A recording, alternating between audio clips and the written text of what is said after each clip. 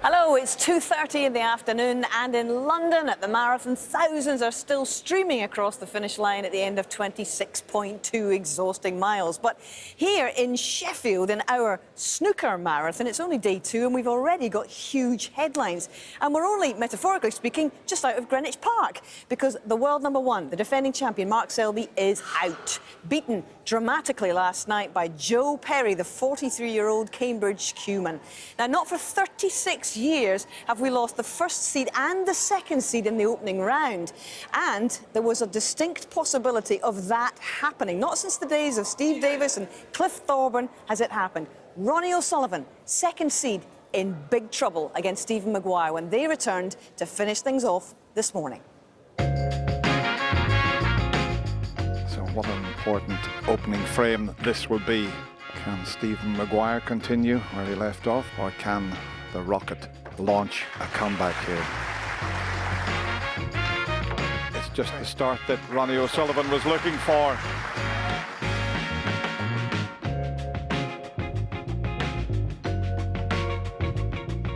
What a miss that is. Fantastic from O'Sullivan. Vintage, vintage, vintage. It's getting interesting. 6-5.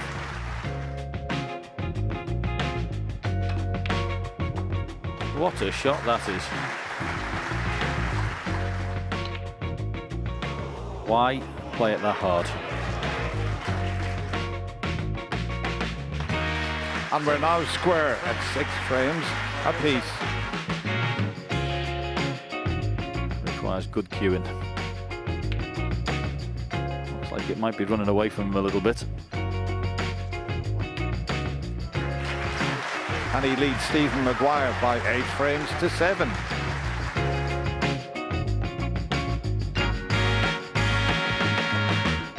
Wow. Once again, took his eye off the pot. Stephen can't have too many complaints. He's had his chances. He looks like he's straight into the winning post. He now leads Steve Maguire by 9 frames to 7.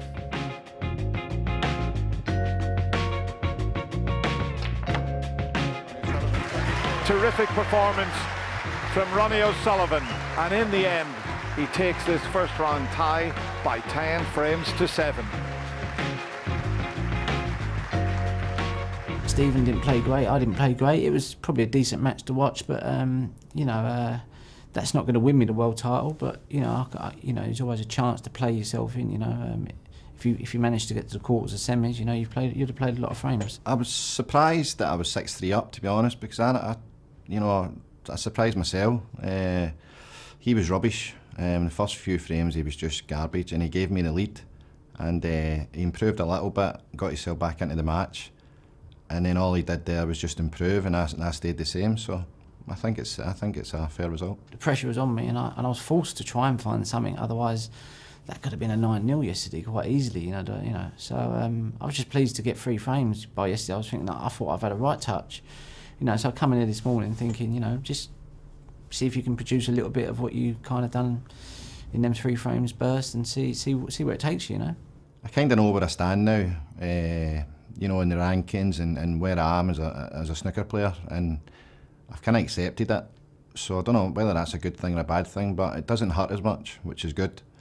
I've just kind of accepted that I'll float about, round about, anywhere between 16, 25. There's a step up there between me and these guys, and I've not, you know, I'm not there yet, or maybe probably not get there now, but it doesn't hurt as much because I've kind of accepted that. This game's really hard, you know. Don't let anyone kid you that it's easy. You know, the top guys make it look easy, but there's days, you know, where, you know, even top players can't make 20, you know, and, you know, if you're going through a little spell like that, you know, you've seen even like Williams, you know, wanting to quit, because if you don't pop balls these days, you don't win, you know. It's like having a great safety, great this, but, you know, you've got to pop well now, otherwise you just ain't going to win. Interesting comments from both of those guys. And Ronnie playing catch-up at the Crucible with these men. 6 times world champion Steve Davis and 7 times champion Stephen Hendry. And Stephen, Ronnie was in genuine bother there. 4-0 and 3-6 down. Real hot water. How do you rate the way he jumped out of it? Well, obviously he got stronger and Stephen got weaker. Obviously Stephen said he stayed the same standard. I thought the 5th frame yesterday was massive to keep that momentum going. If Stephen Maguire had gone 5-0, he was unlucky with a kick, but he'd have gone 5-0, the result could have been a lot different.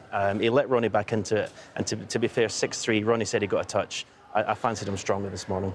Now, interesting comments from Stephen Maguire. It put me in mind, actually, of Sergio Garcia a few years ago at the Masters, who said, I'm never going to win a major. I'm going to have to accept my fate here. Came back, of course, on the Masters last year.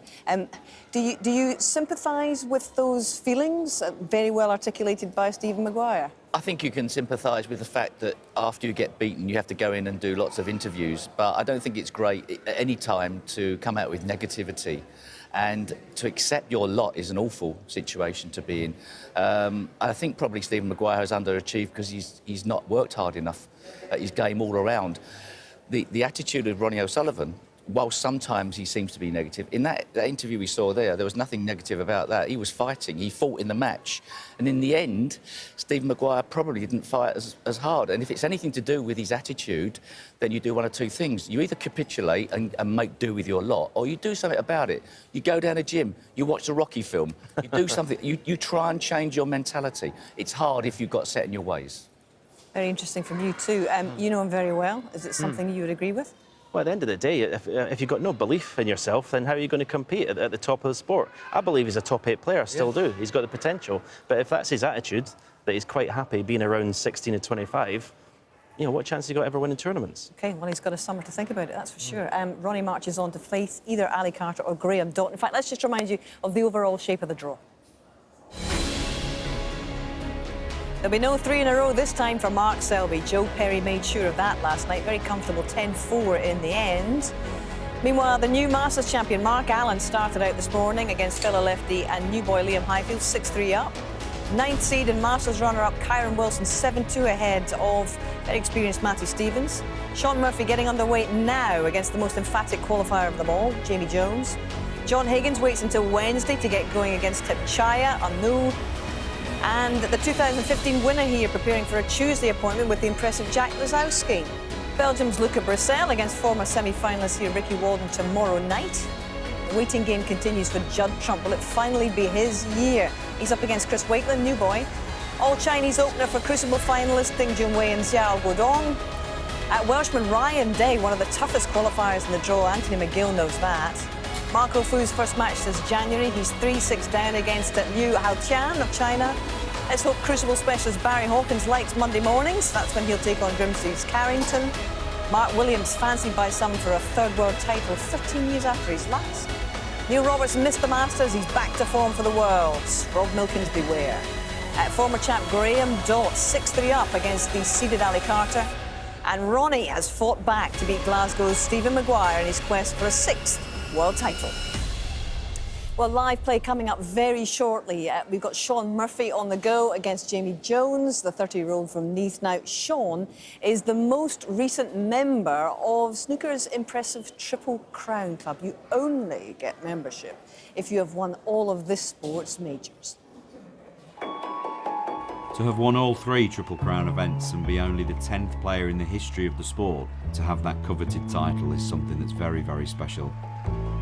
There I was at 22 in 2005, 150 to 1 outsider, completely clueless, and somehow managed to nick the trophy. Winning the UK Championships in 2008 was my 2nd of the 3 Triple Crown event victories.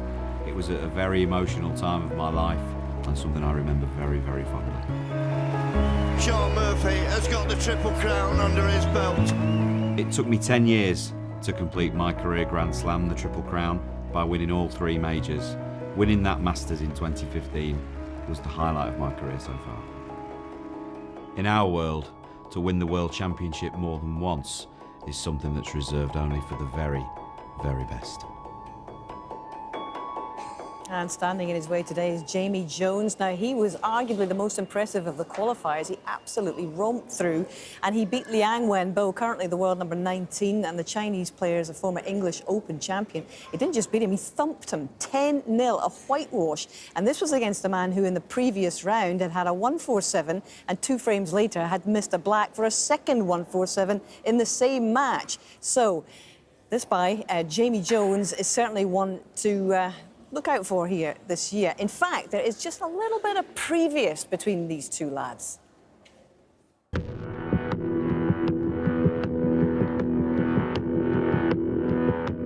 I always dreamt of, playing at the Crucible. One day hoping that I'd be there, playing like all my heroes on TV. And yeah, luckily I'm here to play now.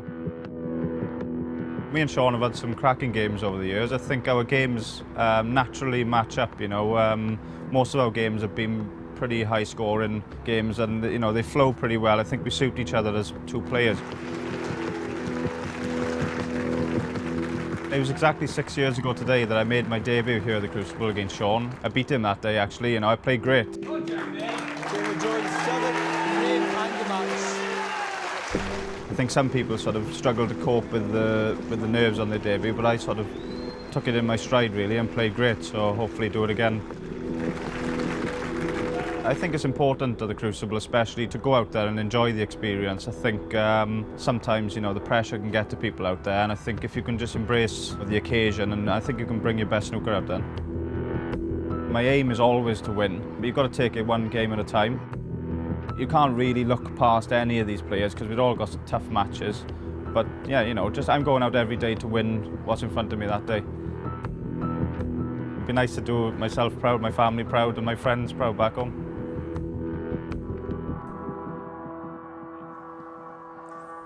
Well, that match that Jamie was talking about in 2012 sparked a run on his debut to the quarter-final here at the Crucible. In fact, it was his first quarter-final in any big tournament. It's one of 8 matches so far between these two, the most high-profile, but it's a series that Murphy leads 5 wins to 3. Most recently squared up in the semi-final of the Paul Hunter Classic last August. That was only best of 7, but it went to a decider. Now, Jones was many people's pick to create a first-round upset when the draw was made and the seeds, as we've seen, under a little bit of pressure. So life in Sheffield is full of surprises.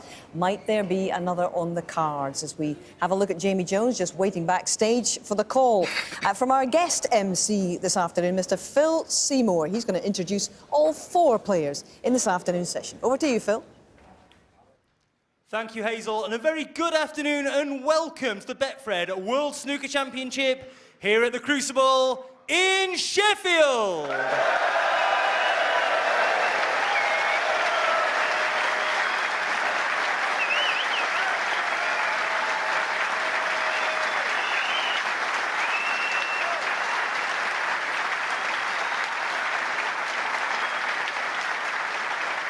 This is round number 1. It's the first to 10 frames, and it's time now to meet the players. Introducing to you firstly a player 3 times in a Crucible final and the champion of the world in 2006, Graham Dott.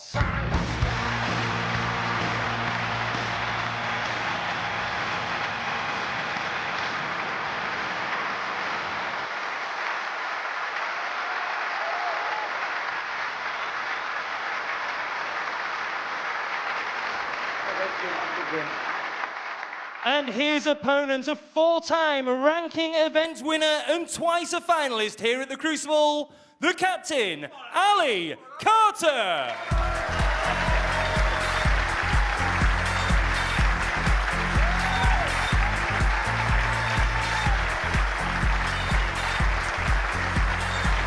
Hey, thanks, guys. Have a good game. And to table number 1, a player who reached the quarterfinals on his Crucible debut in 2012, Jamie Jones.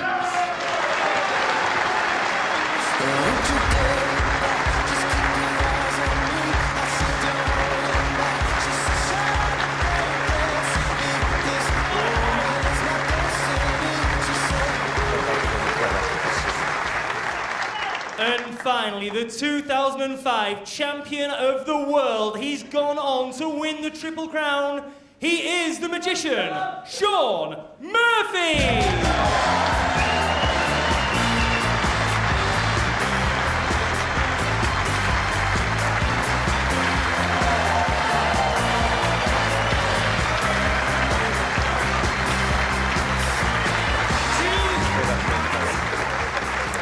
And we're going to catch up with the second session between Ali Carter and Graham Dott a little later. It is live online, so this might be the time once again to rev up the old second screen, because we're going to test the waters on table one. And waiting for us there are Alan McManus and John Virgo. Afternoon.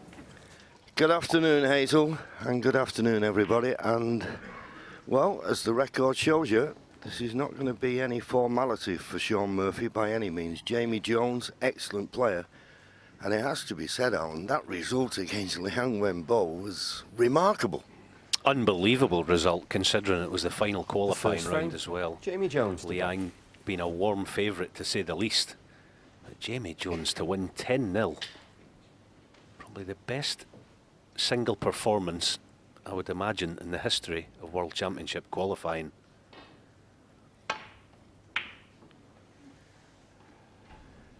And it's Jamie that gets this first round match underway. Best of 19, 9 frames to be played in the session.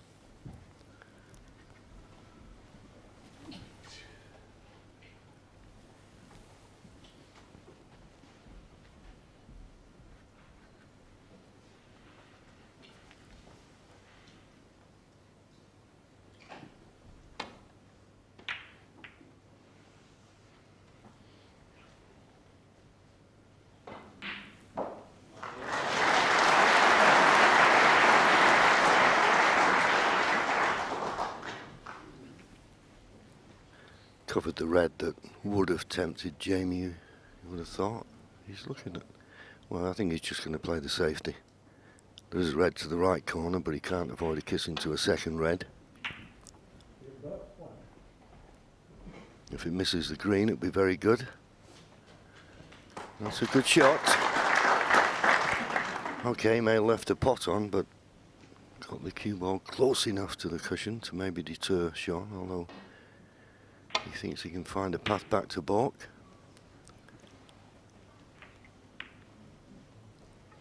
But kissing the green will give Jamie now the first realistic chance of a long pot.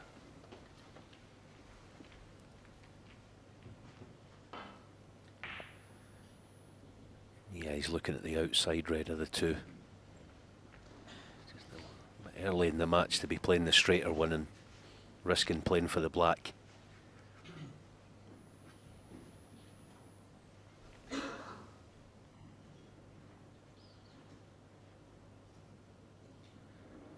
he's not playing for the black, but it looks like he is playing the straighter one, and he could play it up and down, and that is a good settler. Excellent long red, considering he was probably going to leave others should he miss it. Just on that, actually, that final qualifying round. The round before, he played Yu Delu from China, and he was 9-0 in front, Jamie Jones, and 60 in front at 9-0. He somehow or other contrived to eventually only lead 9-7. So he prevailed 10-7 in the end, but what character he showed, because I spoke to him after it, and he said he could barely feel his legs. He was so nervous. 7. Yeah, I think that's the thing with the qualifying. You can bring positives and negatives out of it. But as we alluded to, that final qualifying match to beat someone of the stature of Liang Wenbo 10-0, he comes here, I would have thought, full of confidence. And with the knowledge that he's beat Shaun Murphy once before on this stage.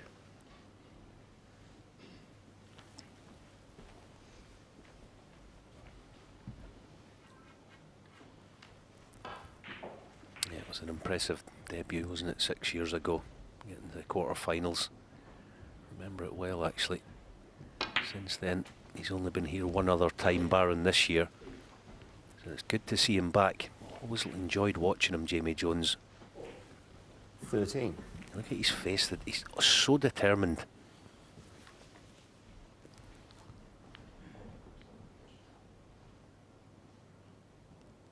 I mentioned a couple of times 14. yesterday that the results so far in the championship, although we're only almost halfway through day 2, we've seen evidence of the qualifiers and the confidence that they've taken from winning 3 matches to be here.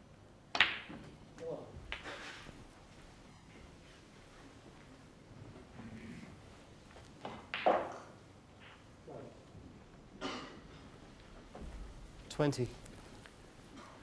A busy little player around the table that skips into the shot. 21.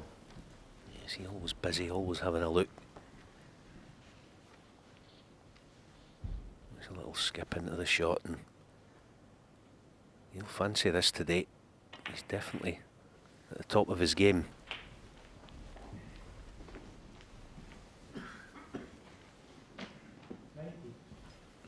27.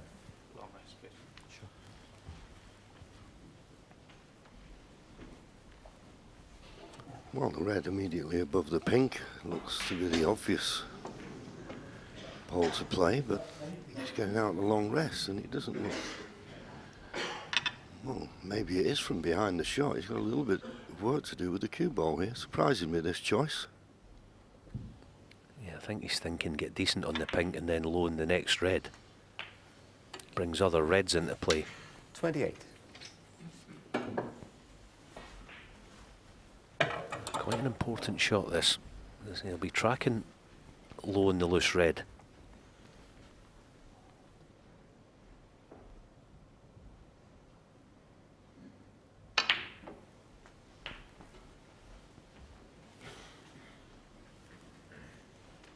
So just as Alan described, he's left himself this 34. angle, but the problem is, I always preferred to screw these in. I felt I had more control, but he's playing, well, to run through. He's got to just the kiss off the second red. Couldn't have played it better. Good shot. 35. As you say, Alan, we can see it so far. He's come here full of confidence. Yeah, there's that little passage of play, 2 or 3 shots there. Nice little feeling when a plan comes together. I think that red there, we just caught a glimpse of it. He's looking. I think this goes to left middle, but the pink's now going to be tied up. 41. Unless that will go to the opposite middle. If it does, it's a real bonus.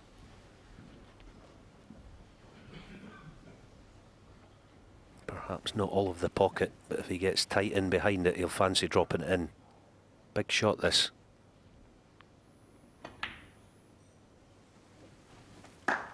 42.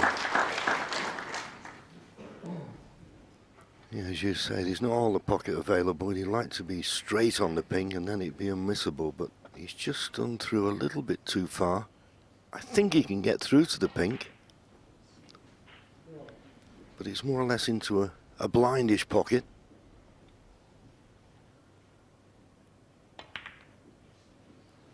But right in the heart of the pocket it goes. He may be slightly hampered on the next red. 48. But he's only a couple of good shots away from taking this first frame at the one opportunity. Well, he looks as though he can get to the middle of the cue ball playing this red to the left middle, and we know the pink goes.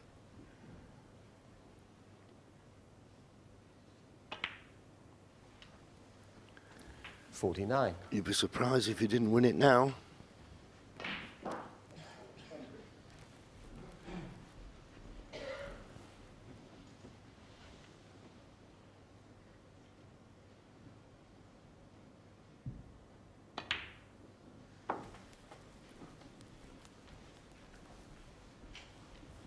So there you see it, 55 ahead, 83 remaining. That really equates to, well, maybe 3 reds, depending on 55. the value of colours that he takes. And there's 3 reds in the open. So he's still in control of the table. A little bit careless to leave himself like this after rolling the pink in. But you'd be surprised if it caused him a problem. Yeah, I think he's banking on the red next to his bridge hand there, screw onto the face of that. And he didn't get deep enough. So 56. Still cut this pink back, but he'll be busy holding for another red. May have to send this cue ball, take it on a journey, in and out of bulk. Yeah, it's amazing how quickly he can go wrong. He looked absolutely perfect when he was on the pink, but just a fraction out positional wise, and it looks like he's turning the pink down. So he'll go back to his seat with a 56-point lead, but still 75 remaining. Jamie Jones, 56. Good contribution, but he'll be disappointed he didn't win it at that visit.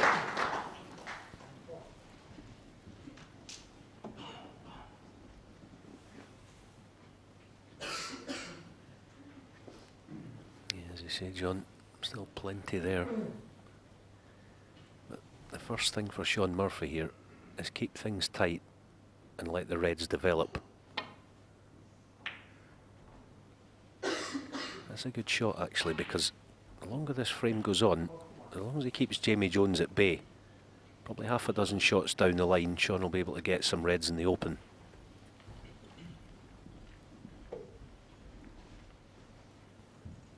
This is actually quite a nice shot Jamie Jones has, playing this thin red. He'll be playing the pot, and mentally he'll be trying to miss it thin.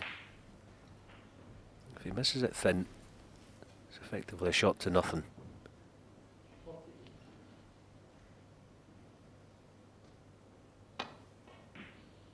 Yeah, there you see, played it thin.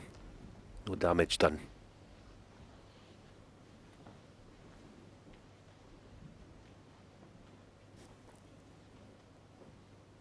But now Shaun can push a few reds into open play. This red near the right corner.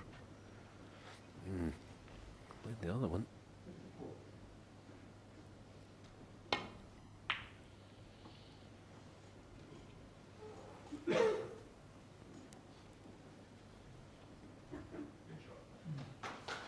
Yeah, good enough shot.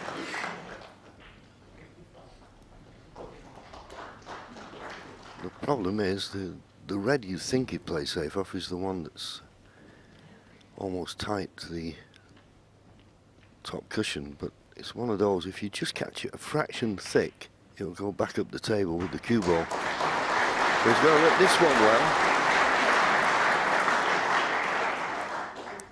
Can't play the one just to the right of the black spot, because he could be running into the black. So as I say, with this one, you've got to hit them very well. Too thick, it'll go back up the table with the cue ball.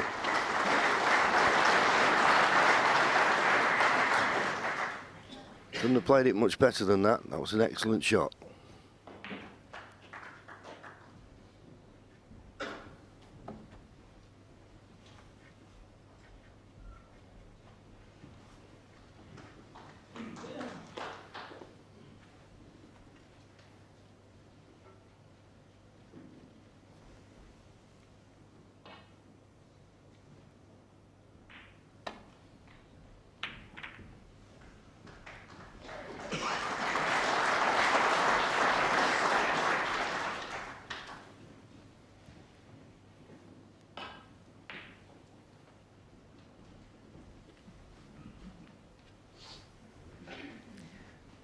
Watch the cue ball here. He's going to be planning on getting it somewhere behind the blue, above the blue on the side cushion. If he doesn't get it close to the side cushion, he's leaving a potential thin cut red, and he's not got it.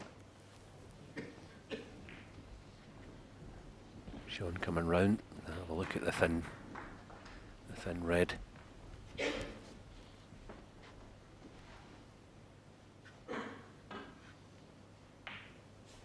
Just the fact that where the black is, he probably feels it's worth playing.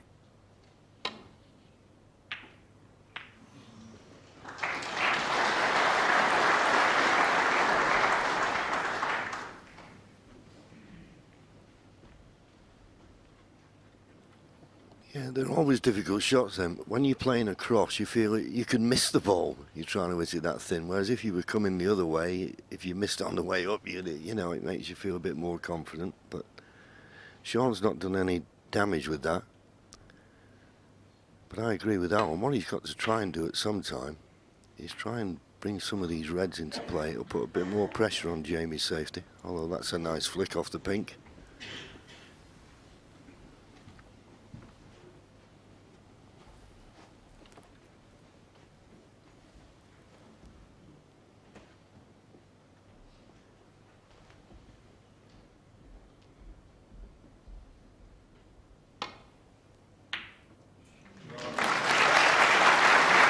Didn't think that went. 1. So 55 points behind, still 67 remaining, so doesn't have to go for the colour if he doesn't fancy it.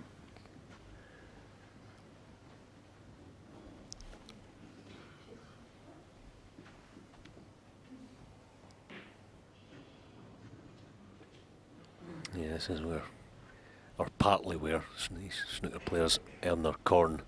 Decision making.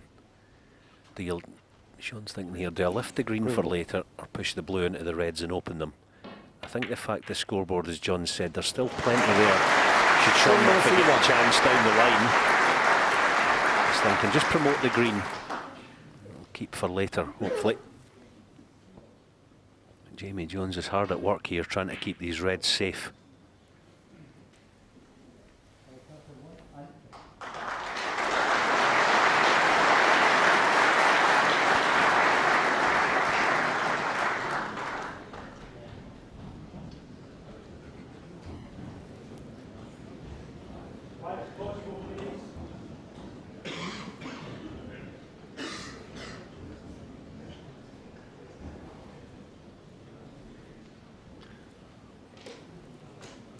Oh, he's got to catch this just right. Boy, this is a tough shot. If he's trying, oh, he's just playing to nestle on it.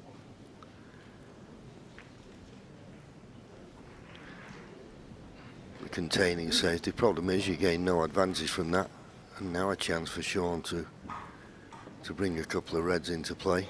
He's got to be a little bit wary of the red that Jamie's just played, because that will be cuttable if he's not on the right side of the table.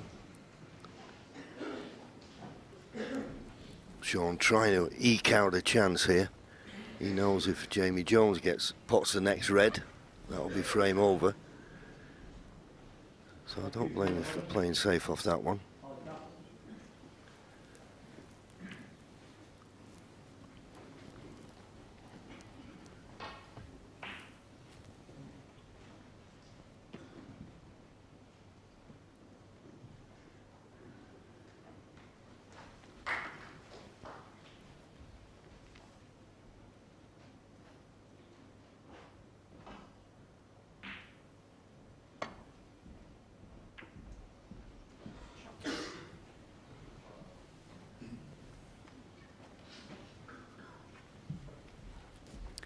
Yeah, that's the problem that Sean has, John, isn't it? As you say, he can't afford to even leave a shot to nothing for Jamie Jones. Red, black, which would be likely, and the frame will be Jamie's. So it's all right, Sean, wanting to get reds in the open, but above all else, don't leave a shot to nothing. So he's walking a bit of a tightrope just at present, Sean.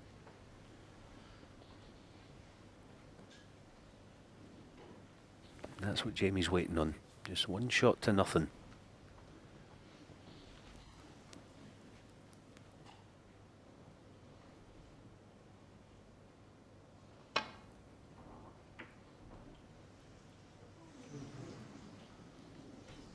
Well, there's a couple of those safety shots which are usually very dangerous, but he's caught them very thin. In fact, that one too thin.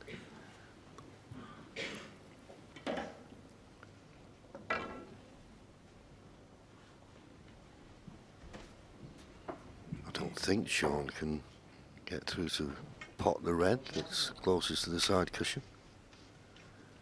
Problem is, we're playing the cross double. You could kiss the black, and be available. Well, he's judged it well. So he's knocked them from the side cushion, and now they're all on the top cushion. So he's so he's getting nowhere fast, basically. No. But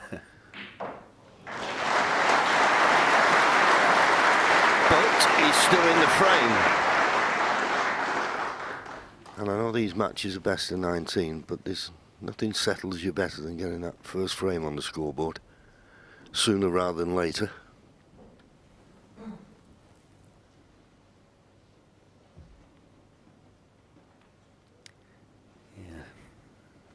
Not surprised here, Jamie. He's just playing dead weight onto this red. Once again, Sean will have the upper hand, but the question is, how does he push reds into open play?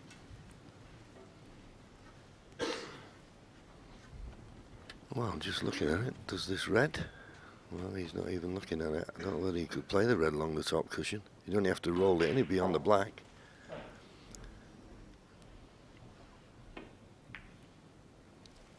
I assume he couldn't get through to it. Good length of cue ball, though. Yeah, this time Jamie's got eyes for the pot. This is probably worth playing because it's effectively frame ball. I know it's difficult, but no doubt that there's value in it. He played it, and he'll be quite satisfied with the outcome. Once again, decision time for Sean. Does he risk a red to the middle or promote the 3 near the cue ball? That's what he's thinking. Yeah, it'd be a good shot to get him behind the pink and brown, but you just get the feeling the blue may just be in the way. Got to avoid the blue if it's going to be any good. And he didn't. And he's left the red on.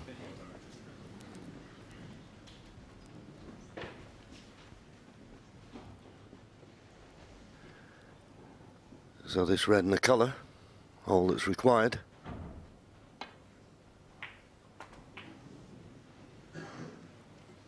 One.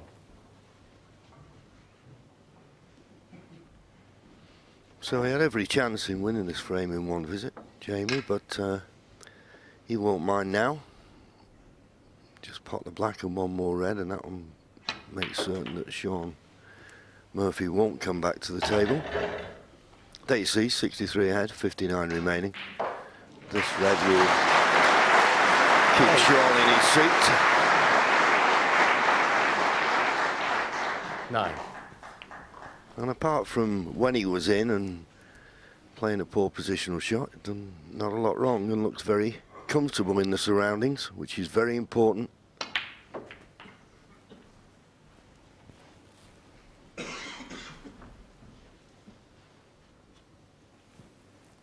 $16.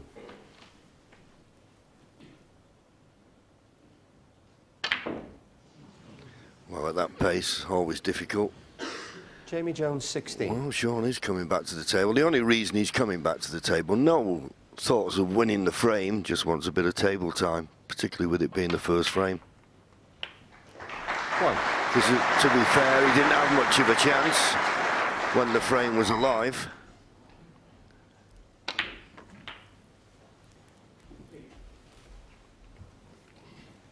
As I say, it's only because it's the first frame that he's 8. playing on.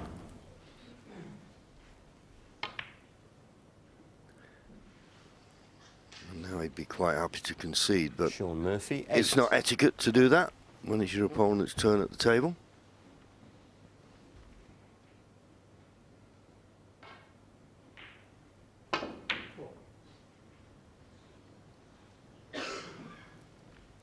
But that's enough now. He had his little practice, did Sean, but it was all about Jamie Jones in that first frame. Looks very comfortable, and he leads 1-0. And let's get the impressions of our two multiple champions here about the challenge of Jamie Jones. First of all, you, Steve. I mean, he started off so confidently, and who can blame him after how he came through the qualifying? Yeah, and the one thing Jamie Jones brings to the table is a great attitude, I think. I like the way he walks around the table. He's sort of always busy, he's alert, and he's giving off positive vibes when he plays. It may be just the pattern of his play, the way it happens, but it does seem like he's a confident style player. We talked beforehand about, you know, life is full of surprises, and this particular draw did alert the senses of those who fancy a bit of a shock. Are they right to perhaps pick this one out as maybe a toppling in waiting? He can be vulnerable sometimes, Sean, if his concentration is a weakness, I think, sometimes. And he doesn't want to let his opponent go into a lead. He doesn't want to be going into the second session behind, as we've seen Ronnie came through it and Mark Selby. So, you know, it's very important for the seeds to stamp their authority on the matches early. Sean's had a fantastic season, really. He's gone into 5 big finals. He's only converted one of them. It's the dreaded word that we all hate, consistent. Yeah. Consistent. We all hate to be consistent. We want to be winning. But he's had a good season. There's no going about it. And obviously the final that he beat Ronnie in was at the Players' Championship. There's so many. I can remember the names. Actually, yeah. I can never remember the names. Yeah. But yeah, he played fantastic in that one. In fact, he's actually played Ronnie on 3 occasions in the big finals this season already, Stephen. So he's been there or thereabouts. I'm sure he'd prefer his strike rate to be a little bit better than 1 out of 5, but here he is, bidding for a second world title. Yes, he prevailed in the Champion of Champions, didn't he, Sean Murphy? Against Ronnie O'Sullivan back in November.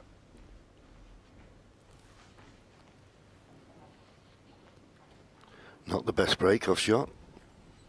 Left this half-ball pot to the corner, which I'm certain Jamie will take on. He'd like to avoid the red that's closest to the top cushion to find a path back to the ball again. I don't think he'll be trying to hold for the black.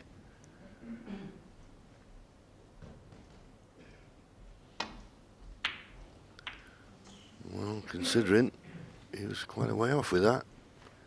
So it just shows you. It happens so many times at this game. You play a bad shot and then you come to the table, cost you nothing, and you get a chance. Yeah, there's always some kind of catch-22 with those type of shots. If you pot it, you find the gap, and sometimes the white lands tight to the baulk cushion. But yeah, looked good in the first frame, Jamie. So the first chance to really see Sean Murphy with his hand on the table. See what kind of nick he's in.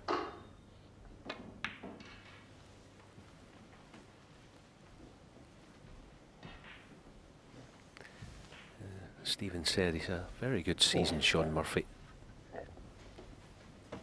UK finalist as well.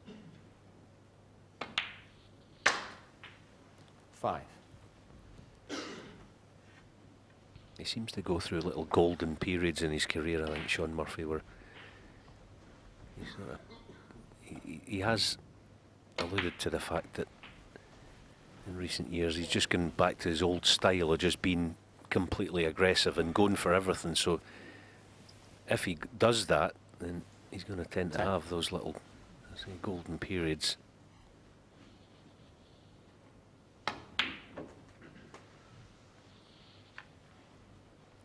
$11.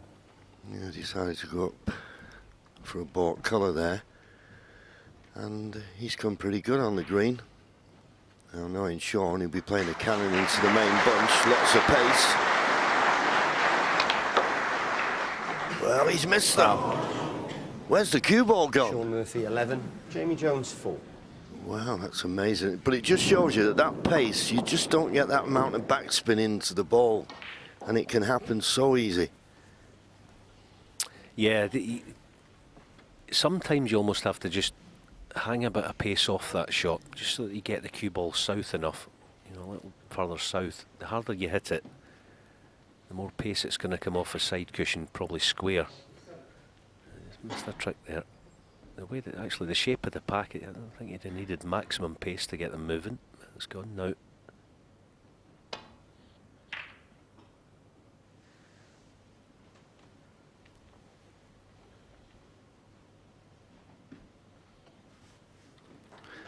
Good safety there from Jamie.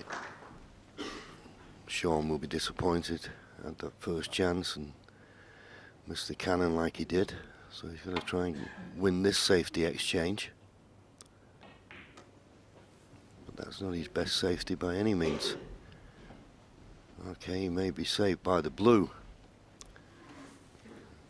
And he is, but with Jamie, hand on the table, you expect him to play a lot better safety shot than that.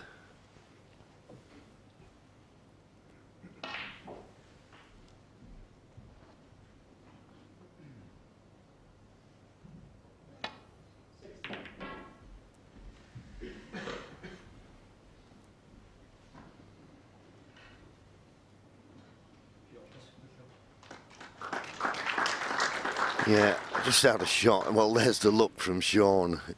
When a player gets one of them, you know they're trying to find the ball cushion to sneak up and use the yellow as the snooker in ball, as you can see there. That was not the intention. Jamie didn't hit that safety shot well, was fortunate.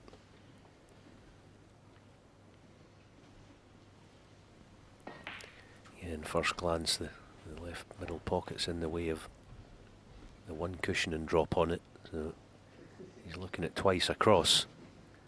Possibly, well, now he's looking at 3 cushions.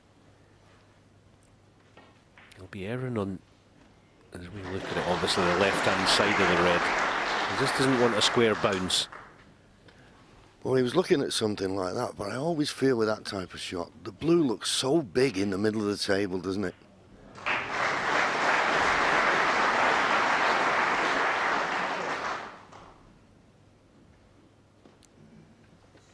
Middle pocket's definitely stopping him. One cushion's up. I think it's going to be your choice, JV. Yeah, you've got to avoid the blue. Well, he's done so. Oh, well played. Wonderful shot.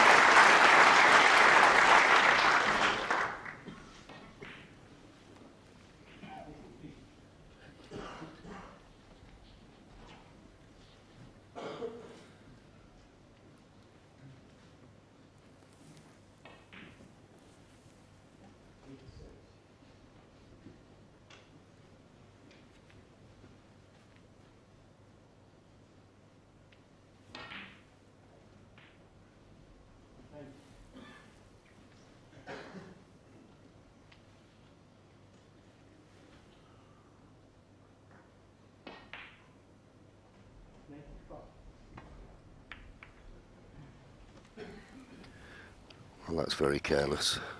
The last thing he wanted to do there was catch the yellow full in the face. It leaves the cue ball on the baulk line. Sean with his hand on the table.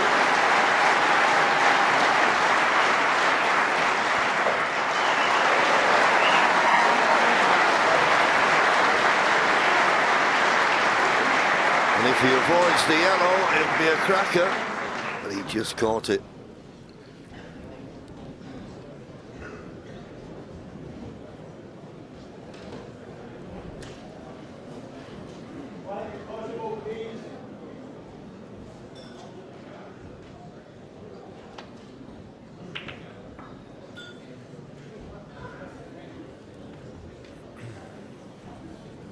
Quietly, please.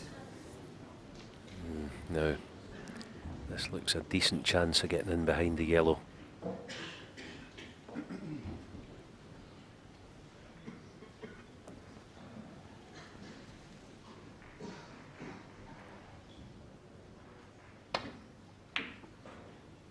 Yeah, just got it here on the thin side.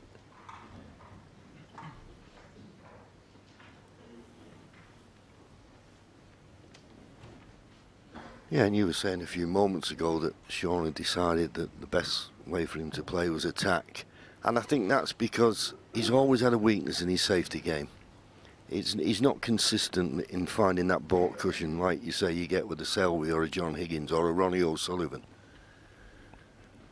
Yeah, I think partly for Sean as well. I think he knows how much ability he has, and I think he sits back and thinks, well, if I'm aggressive and we've got 20 odd tournaments a season, I'm bound to win at least one of them, maybe a couple of them. And that'll do nicely, thanks very much.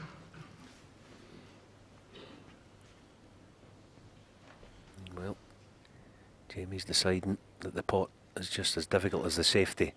The awkward bridging. This is a toughie. Oh, what a shot. What a piece of cueing. All right, he's not in the pink. Yeah, good shot, as you say. He was hampered by the yellow, couldn't get his bridge hand where he would normally have it, but really got through that nicely. Didn't fancy the straight blue. This is a tricky black.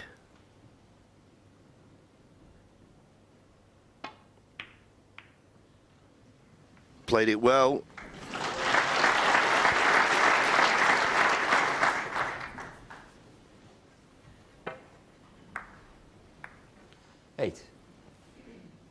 Yeah, he looks brimming with confidence, Jamie Jones. And we mentioned about qualifying. There's nothing better in this game than winning matches. 9. Come in here, he just looks hot to trot, Jamie Jones.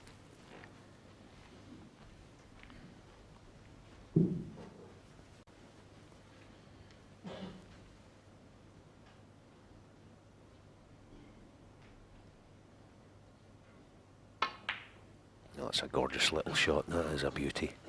That might not have looked much, but it sets up probably the next 30 or 40 points.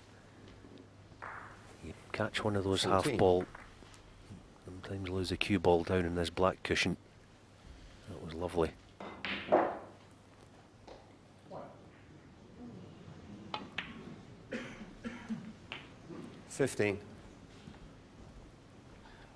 Well, I'd be a little bit disappointed there. He knew those two reds. The last thing you wanted to do was be hampered by one of them. But that's what's happened. Yeah, I honestly thought he should have stunned into them. Almost impossible not to be on the black, and it would have released them. Decent recovery, but he's going to face with another tester here, this red along the rail. The thing about these shots is, you know, you can visually look along the rail, look at how big the pocket is, but you've not played any shots. So you just got to trust yourself.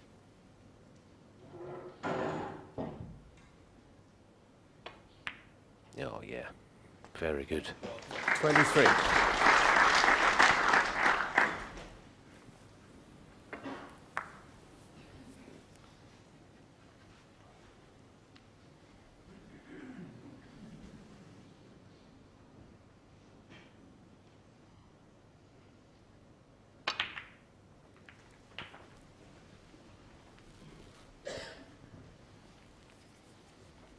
So there you see, he's got 34 points, 67 to get to the 30. snookers required. So another 33 points from this position.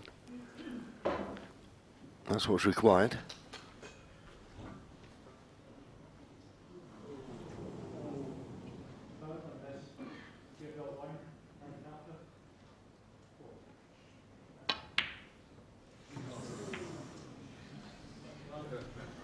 Well, I did not see that coming.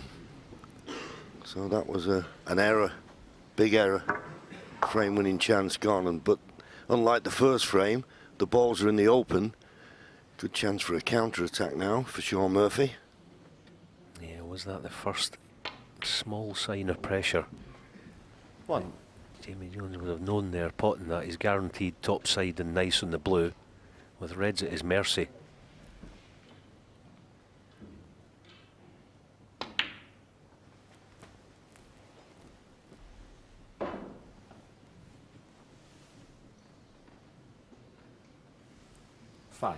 Well, I'm not too happy with that one. He's overhit that one. I don't think he got a particularly quick bounce off the side cushion.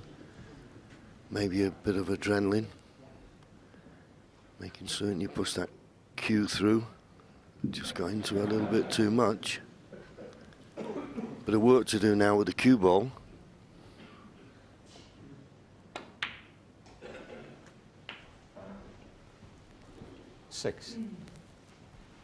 But made it look easy. Now he's just got to judge this one right. The position off the green, still off the side cushion. No problem that time. But the problem we will have eventually 9. Although I'm just trying to work it out. If he pots this red and a black, we'll 10. put him 6 points behind. Well, he won't need the blue. He can win this frame with the reds that are in the open. And yellow, green and brown wouldn't need the blue. He'd be well past the winning post.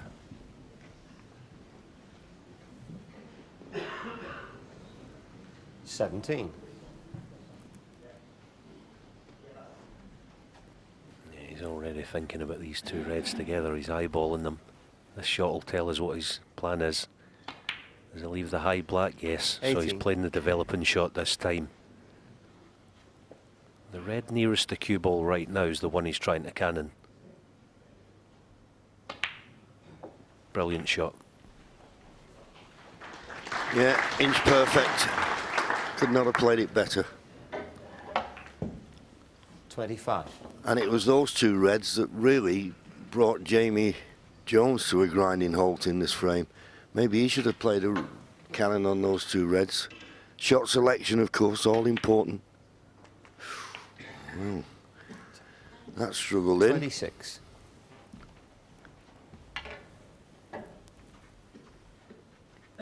Bit more pace, that may not have dropped.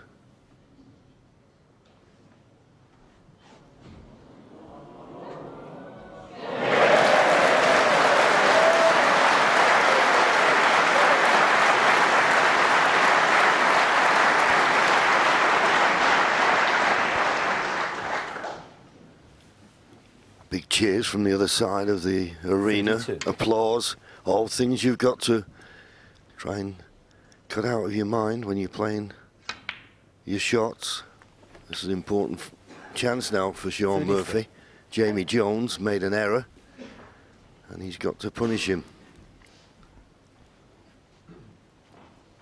Yeah, that last shot in the pink was important because leaving himself straight in the red with the rest was guaranteeing him top side of this next black coming up. It's like in close proximity to the last red. 39. 16 in front now. Red, black, 24. 40.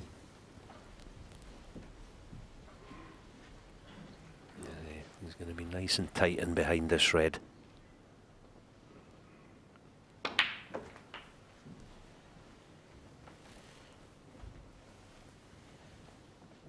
So red and the black to go 27. 32 points ahead with just 27 remaining. 48.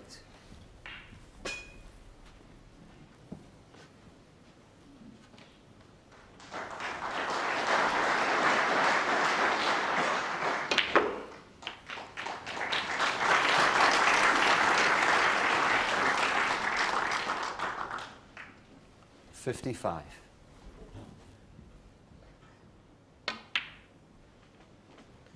57. Well, Alan, he's done exactly what he needed to do. Jamie Jones in with a frame-winning chance, makes the mistake and gets punished. 60.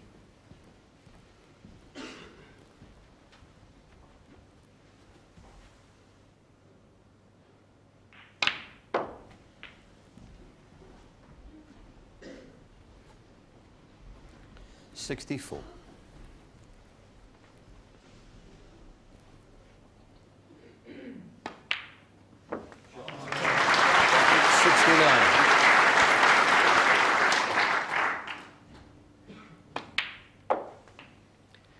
75. Sean Yeah, Murphy on the Jamie front. Jones passed up the chance.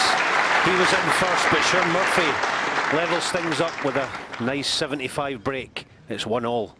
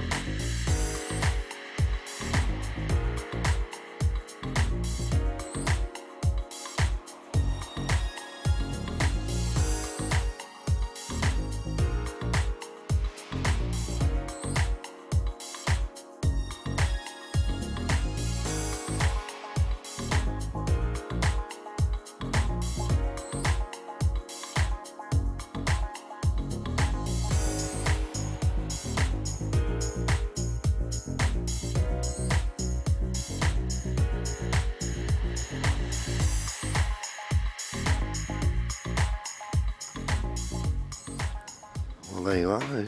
Slightly different from when he won the world title in 2005, but he has been a credit to the game. There's no doubt about that, Sean Murphy. The ultimate professional. And he'll be comfortable now. He's got his first frame on the scoreboard. 2 more frames before they go to a mid-session interval. Frame 3, Jamie Jones to break.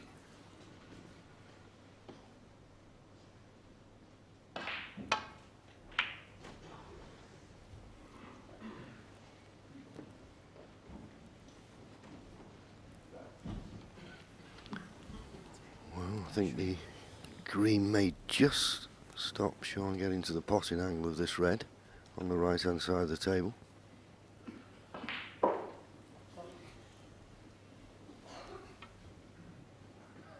if he's just having to play safe, got to catch it very thin. Not quite that thin. Foul and a miss. Jamie Jones 4. I mean, it was a thin safety, but where the cue ball is, I don't see the value in having it replaced, because Sean could hit it this time or next time. Ooh, and he was only a fraction away.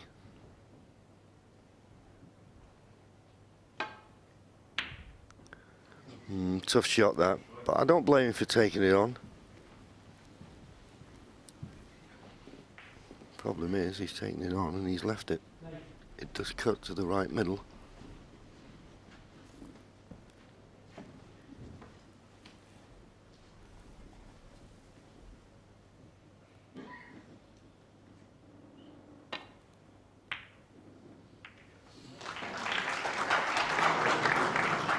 One.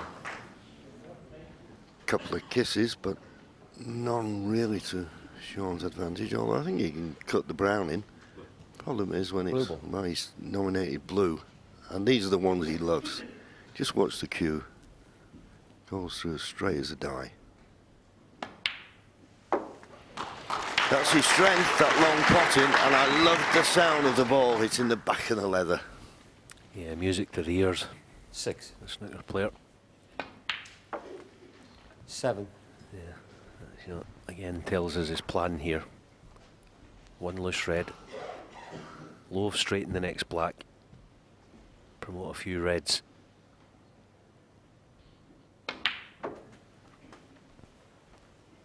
And that is absolutely plumb. He'll almost pick his spot here, wherever he likes the cue ball. It'll be low straight.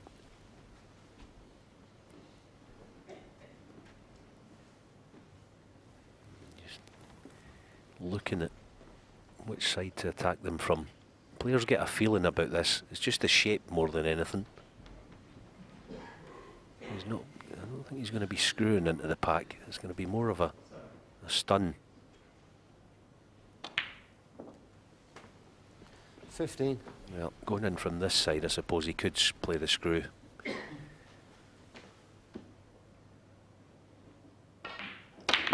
it was the stun, but possibly he'd have been better served going in from the other side, but that's nitpicking. Yeah, I mean, he wanted to hit that red half ball one way or the other. He's hit it full in the face, but he's had a bit of a result, if you could call it that, because this red does cut back to the right middle, but I'm not certain how much control he'll have over the cue ball. I don't think it's an in-off to the far left corner. I don't think it's an in-off. 23. The problem was, such was the difficulty of pot, he's not got a good angle. He's just having a look to see if the bottom one of these reds, probably, as I say, he was lucky to have that. Can he get to the bottom red of those two? If he can, and he's got a slight angle on the brown, he can get on it.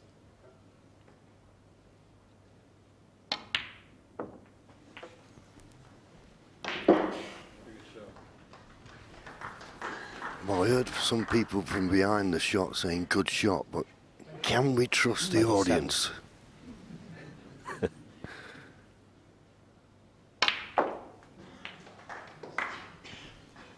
Yes, we can. 28. Yeah. Something else you can trust in is Sean Murphy's cue power. That was a beautiful piece of cueing, that red. And he's trying to bring other reds into play, is he? No, he slipped past it. This is looking promising. A couple of shots ago he was looking like being out of position 33. completely. That's what that fabulous cue action can do for you. You can somehow retrieve situations that others can't.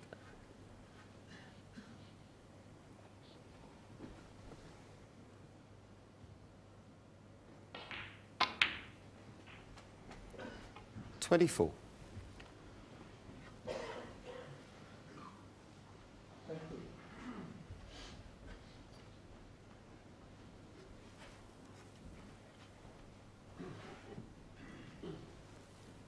That cue action might come in handy here. Through the gap of the pink and red. Oh, that is a brilliant shot. That is a beauty. Again. You may need to play it with the rest, but he'll just be nestling other reds just south of that pack. Two ways of playing it. Sean's prowess is with the rest. He's quite happy playing a deep screw this type of shot. The pot, obviously all important. Reds will be certainly moving into open play.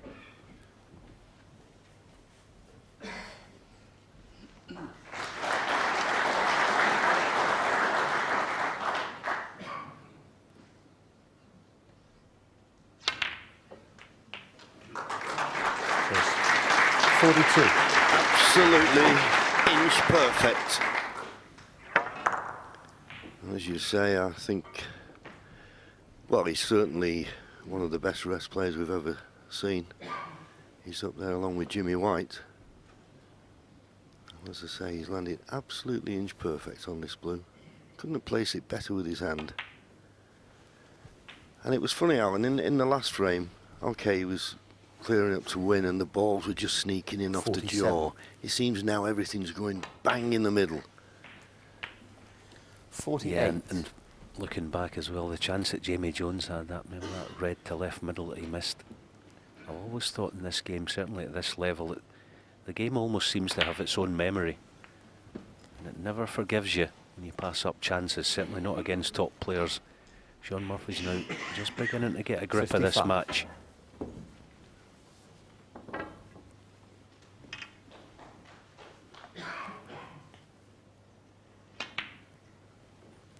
And he's also 56. possesses precious commodity of he's a brilliant front runner, Sean Murphy, when he gets himself really going. Can take the match away from his opponent.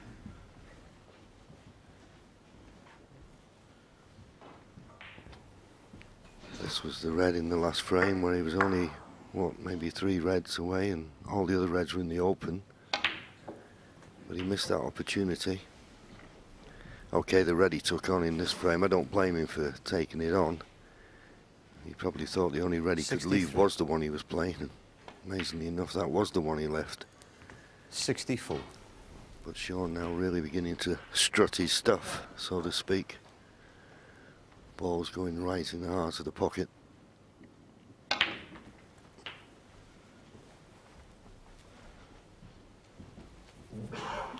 And with a 67-point lead and just 67 remaining, 71. only this red required.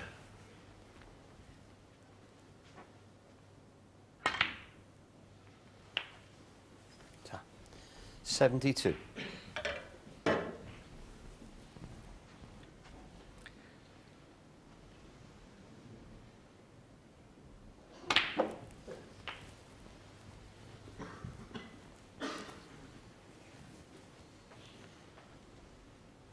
$79. 80.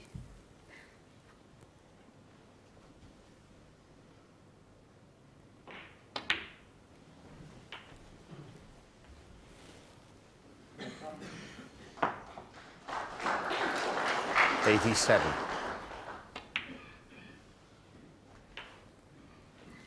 88. Fishing for his chalk, it's under there somewhere.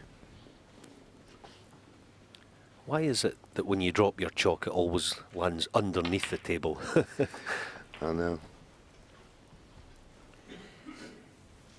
Some maybe like they have a ball retriever at 94. golf. 95. Well, this has been absolutely immaculate from Sean Murphy, and this for the ton. Superb. Absolutely superb, and greatly appreciated by the packed Crucible crowd. 103. And every session is packed. The only empty seats are people who are in the bar, I think. As everybody will tell you, tries to get seats to come to this great venue. It's almost 110. impossible. They're queuing up straight after the final of the, or they will be again this year after the final. 112. And if you've never been, put it on your bucket list. There's an atmosphere like nothing else in sport. 115. Yeah, let's remember that red that he cut into the right middle when he looked out of position in this break. He's made this happen. 190. Almost out of almost nothing. Yeah, fair comment. I forgot about that. Yeah, when he didn't play the good cannon, and he was lucky to have the red, but as you say, he's made it happen. In and out of ball, coming off the side cushion. Everybody can see what a lovely line, what a lovely length.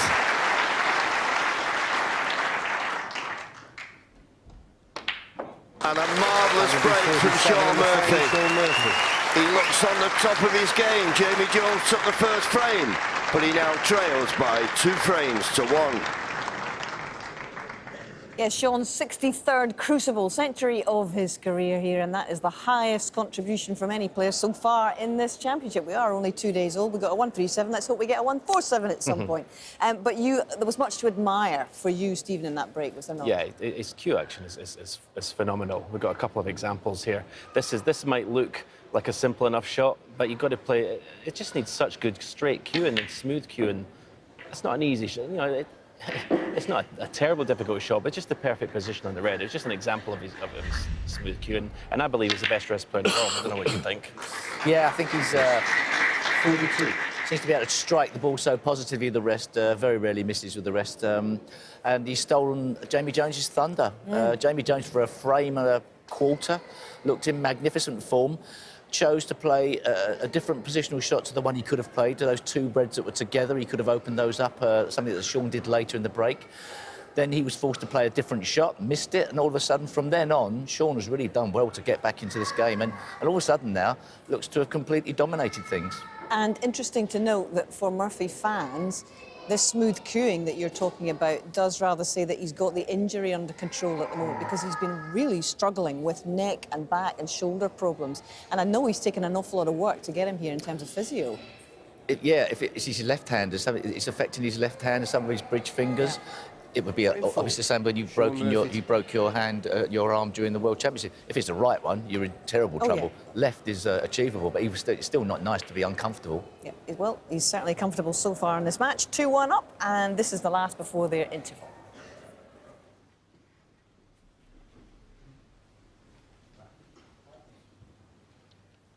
Yes, Jamie Jones just to try and somehow re-establish himself. Oh, that'll help. Much better. These matches, long matches, but it's punch and counter punching. You know, you're going to take some blows. Jamie's taken a couple, last couple of frames. It's shown good character, knocking that long red in. He's been sat in his chair for probably the best part of the last 15-20 minutes. 4. Amazing how cold the arm can go out there.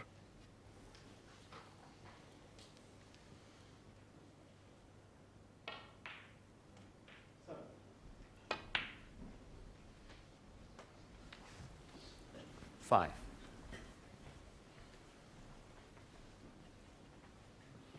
Nice angle on the black to go into the reds.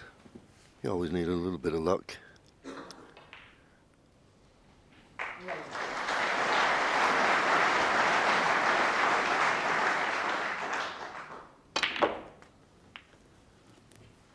That looks okay. As long as you've got a red to continue with, and he's got a nice easy one. You don't mind, because we've brought other reds into play for later. 12. Decent chance now, this.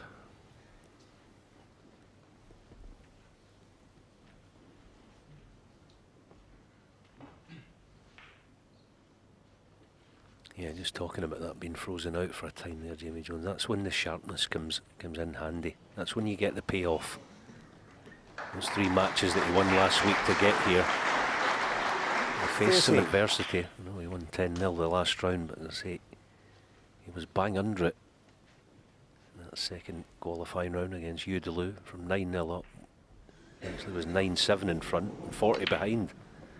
And he produced the goods, so that's fresh in the memory.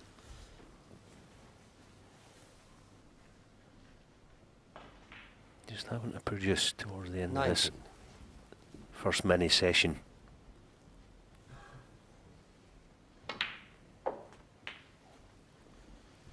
$20.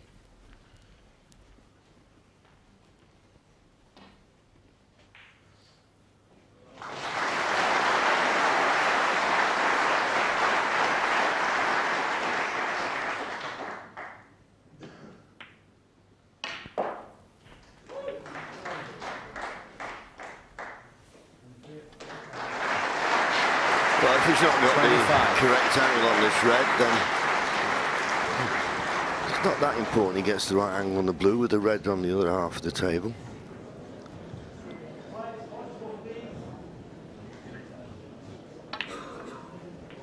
Played that with a lot of left-hand side. 26. Got to cue those well, because you can always throw the cue ball offline, but not straight enough on the blue as you'd like. So he's got to go in between the green and brown here.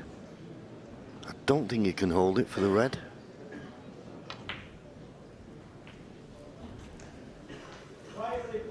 Now, would like to be straight on this red so he could play for the blue and then go into the cluster, but I don't think he can hold for the blue.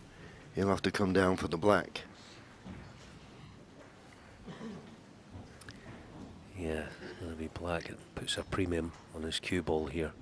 Not easy to find a nice angle.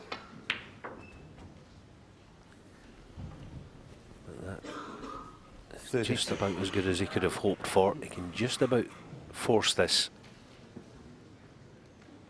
And the fact that he's going to have to screw it, the cue ball should release off them. Yeah, but that's unfortunate. Yeah, he just caught the first red full, didn't he? Once again, if you just catch a half ball, a quarter ball, but when you catch the second ball full, it takes all the pace out of the cue ball. And as Alan said, it was a little bit unfortunate. So just having to settle for a 39-point lead, but once again, so careless to kiss the yellow. And he knows it. He was that busy just making sure he parked the red in the side cushion. Off the cue ball. Sean thinking about releasing it, but it looks to me like if he plays to release this red, it's going to go through the gap between pack and black. And dangerously close to the right corner, so he's going to let it keep.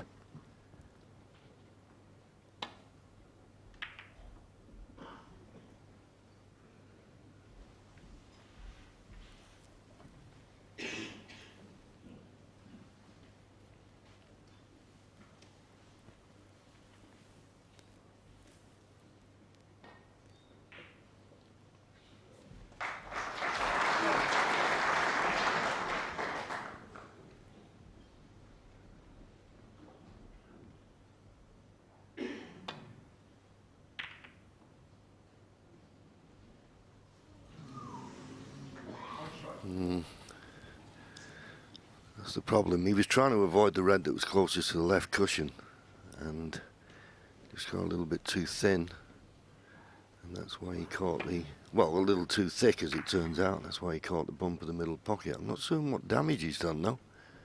I think if Sean was on an easy red, he'd have been playing it by now. So that look of exasperation on Jamie Jones's face might be for nothing, because Sean's looking for a good place to put the cue ball. Near the baulk cushion.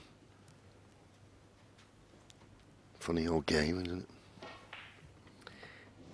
Yeah, it's not difficult at all to get the cue ball in the baulk cushion, but the red near the right corner, that's the one that he's worried about leaving. He's got 2 balls to hide in behind. Well, looks like he's got it covered with the green, so he'll settle for that. Good shot. Jamie Jones, of course, with the same problem. All right, it's not quite covered, but can't see any way Jamie will be tempted to play the pot.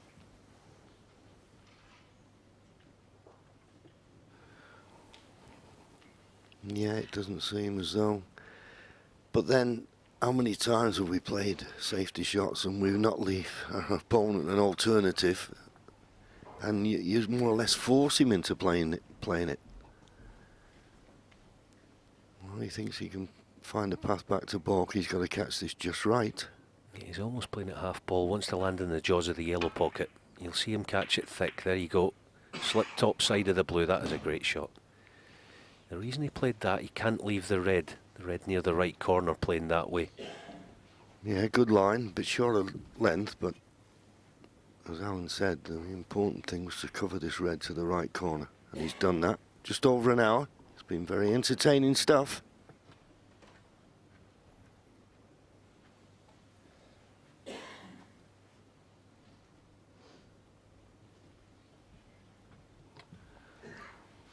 There's your pot success, 96% now, Sean Murphy. I think you've got to be 90% or above if you're going to win any matches here at the Crucible. If you aren't, then you're relying on your opponent missing. And good safety shot from Jamie. A couple of times I've criticised him for catching the yellow, but mind you say a safety shot, you caught the bump in the middle pocket before, that would go down as a successful safety shot. Sheer luck. Yeah. There's an element of luck in snooker, as there are in most sports, but all the luck in the world isn't going to make you win unless you're very good at what you do. And these boys are very good.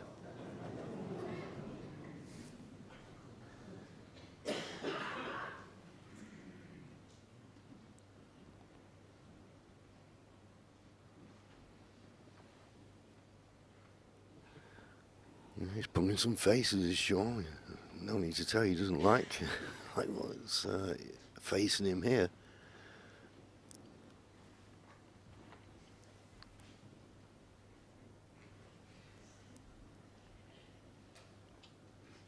Well, he bad gum. What am I going to play? In a spot of bother. Well, he's possibly thinking the deep screw into baulk. He's got the cue power and he's playing it. But watch the red. Oh, good shot. Very good shot.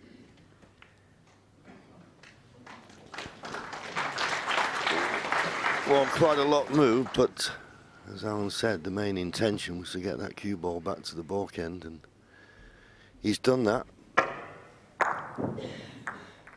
As I say, there's quite a few balls moved, and when you're having a bad day, one of them could finish up over the middle. There is a long red, but there's a lot of pressure on it.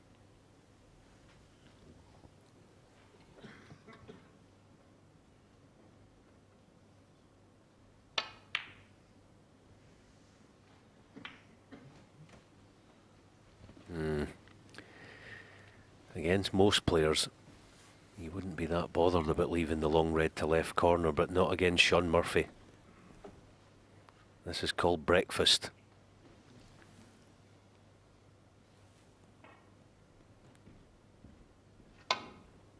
He knocks those in with unbelievable regularity. One.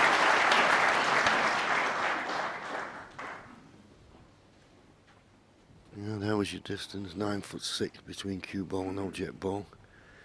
And good straight cueing. And you've got to feel a little bit for Jamie. He didn't play too bad a shot, but the red he played just knocked one into a possible position, and that's all it takes in this in this game of ours. I assume this red passes the pink. If it does, he's inch perfect. 4. And he is. There's always a gap.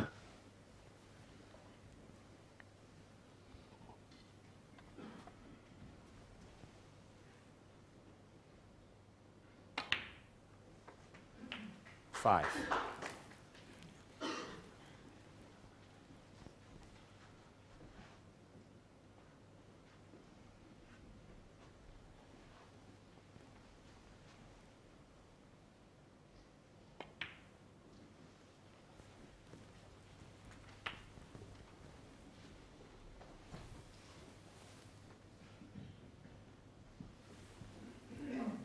$11. Sean had a check before he potted the red to get on the pink. The pink still goes to the opposite corner to this red, but also it goes to this one. I think if he's going to play for the black, those two reds just to the right of the black, got to play for the right-hand side, one of them. If you can get a nice angle on that, then you can play for the black. Could he like the black on the spot? 18.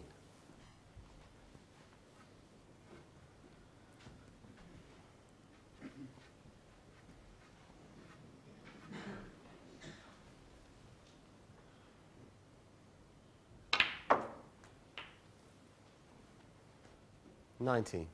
Well, I'm surprised he looked as though he could have stood over and played for the black. He's played up for the blue, he's screwed too far, and now all of a sudden he's got a little bit of work to do with the cue ball.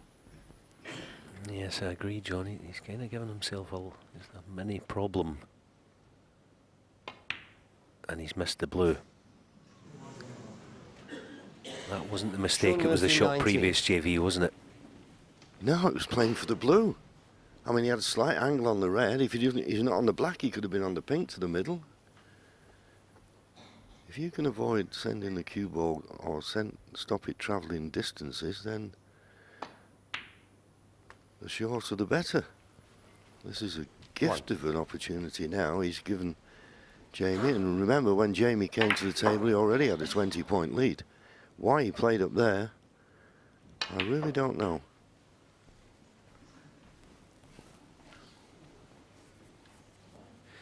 Yeah, that red that he played the deep screw was side, Sean Murphy. If any, I mean, 6. I thought as well he could have forced it up. He could even have pushed the red through with a hard stun past the face of the black.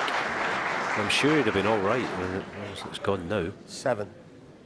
Well, as Jamie Jones just had a hair of a bounce, a big bounce off that side cushion.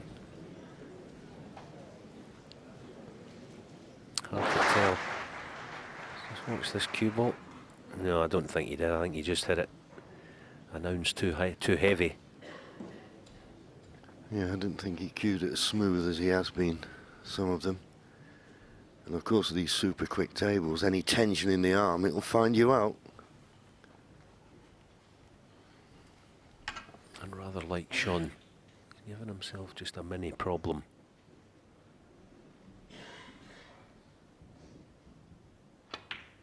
And he too has made a mess of it. Jamie Jones, 7. Yeah, and two classic examples of mistakes before the missed pots that you only ever see at the Crucible, because it is a test of your mind and your cue action and everything that goes with it. Because you just can switch off for a second and then something will go wrong, you bet your life.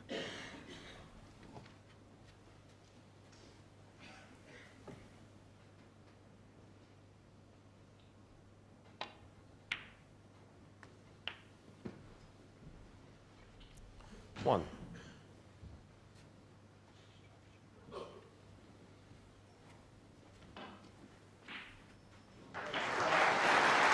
I always feel, you know, with a frame like this where both players have had good chances, that they're really key frames. I mean, if Jamie Jones can get away winning this 2 each at the mid-session interval, he'll be mighty relieved.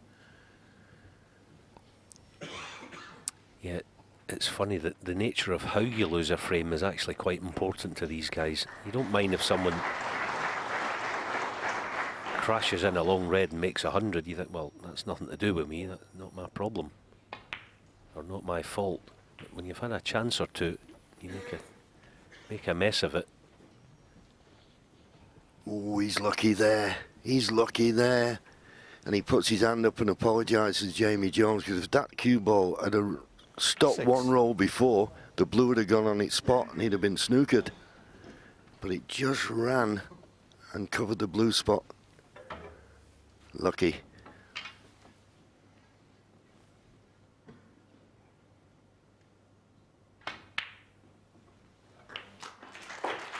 Seven.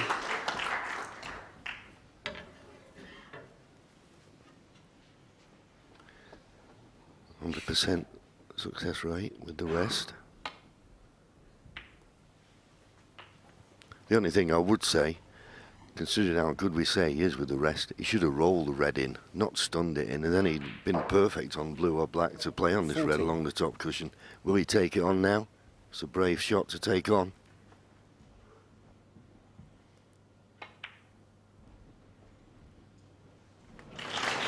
But he's got it. And now, one good positional shot from blue to yellow. And the frame is at his mercy.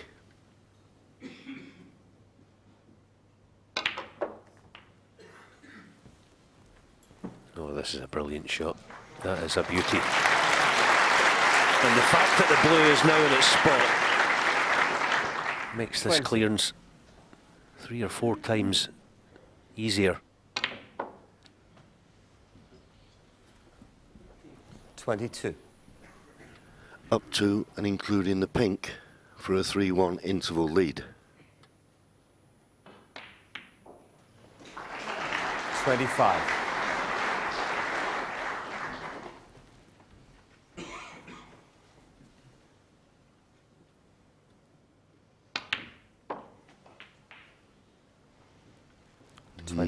Could have played that better. Still needs blue and pink. It's not a formality now. Yeah, I don't think you can hold this. I think this is up and down twice.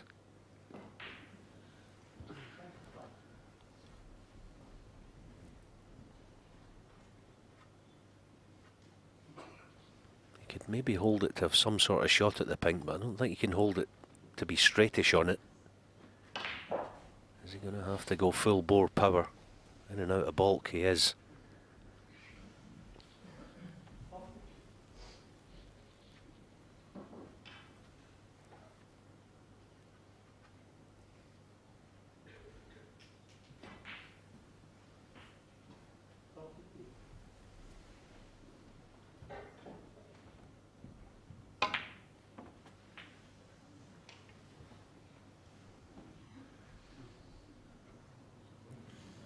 $34.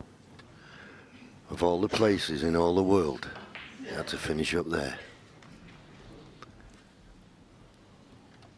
Yeah, he actually caught a piece of both middle pocket knuckles playing that shot. At least he just needs the pink, so he's got the upper hand. Sean Murphy, 34.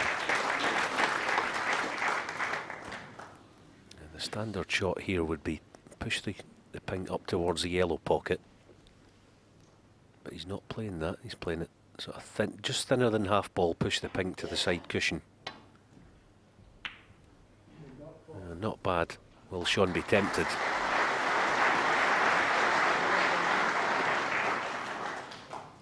The thing here is for Sean Murphy, I tend to think, what does my opponent want me to play?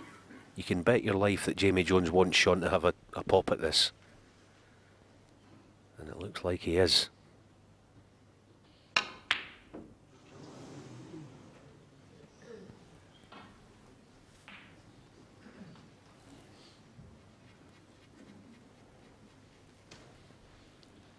Well, was concentrating on getting the cue ball back to the ball can. That made the pot more difficult because he's playing it with more pace.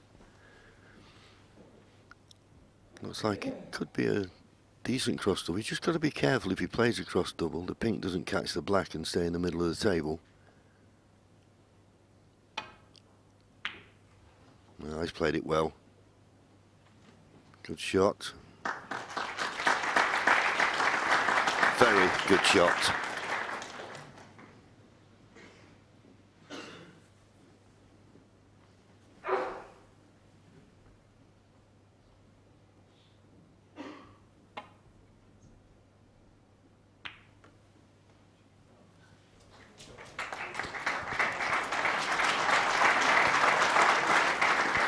Well, if he's got the snooker, Jamie Jones in a heap of trouble. And there you see, that's the player's luck, virtual. And, well, it's the old problem. Got to hit it, got to get it safe.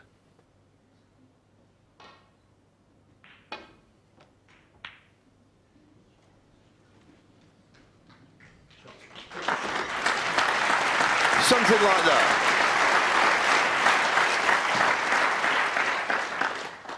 Yes, excellent. Nice shot. Almost playing this straight on. Pink down somewhere on the black cushion. The thing is, he's not going to get a tight cue ball. Well, he's not left the pink. It's not caught enough of the jaw, but Jamie Jones has turned this around here. He's just about got the upper hand in the safety exchange. And crucially, he needs both balls.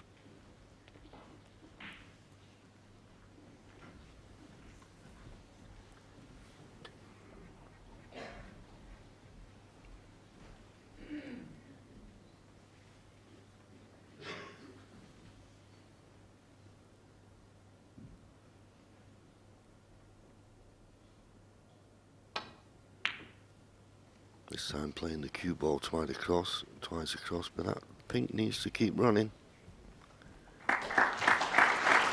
Well, I'm right behind the line of the shot, and I think Sean can just see the edge of the pink. Now, whether it's a guide to pot it or not is another matter. Just a fraction out. Yeah, watch the left middle pocket. Cue ball's going to be going close to that. Oh, but what a pot, Sean Murphy. Sean Murphy, 6 Knocks in center a frame. beautiful pink to secure a 3-1 interval lead over Jamie Jones.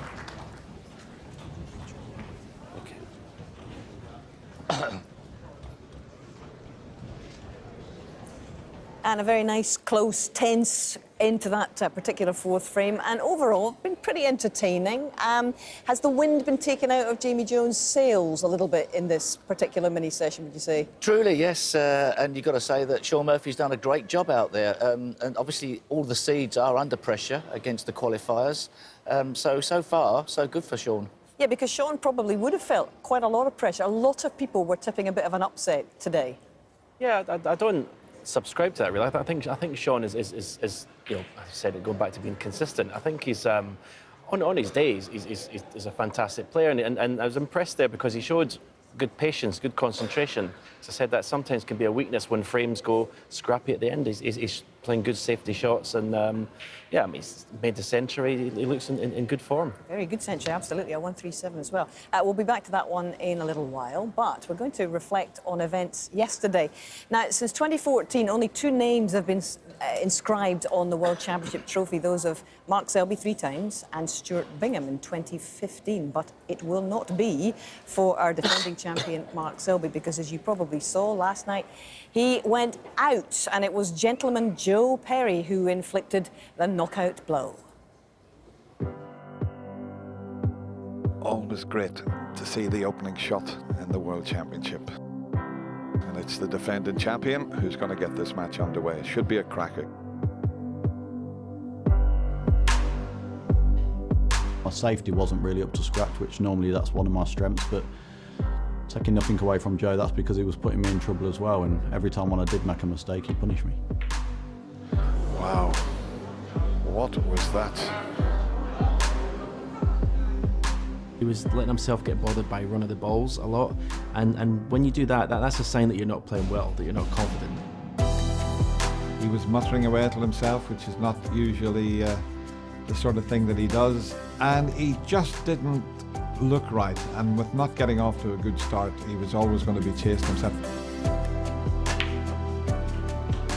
unbelievable scoreline, it has to be said. The defending champion yet to get a frame on the board. Joe Perry leads 4 frames to 0. Who would have thought it? Little things weren't going his way, but you know, it's how you deal with that. But all credit to Joe.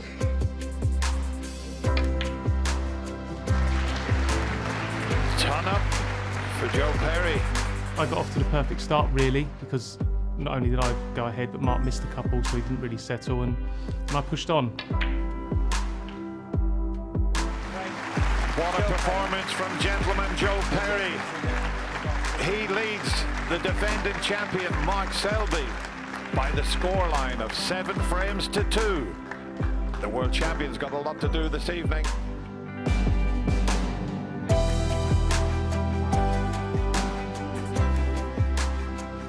I think Mark Selby didn't actually play particularly badly in that first session. I think Joe Perry was very, very strong.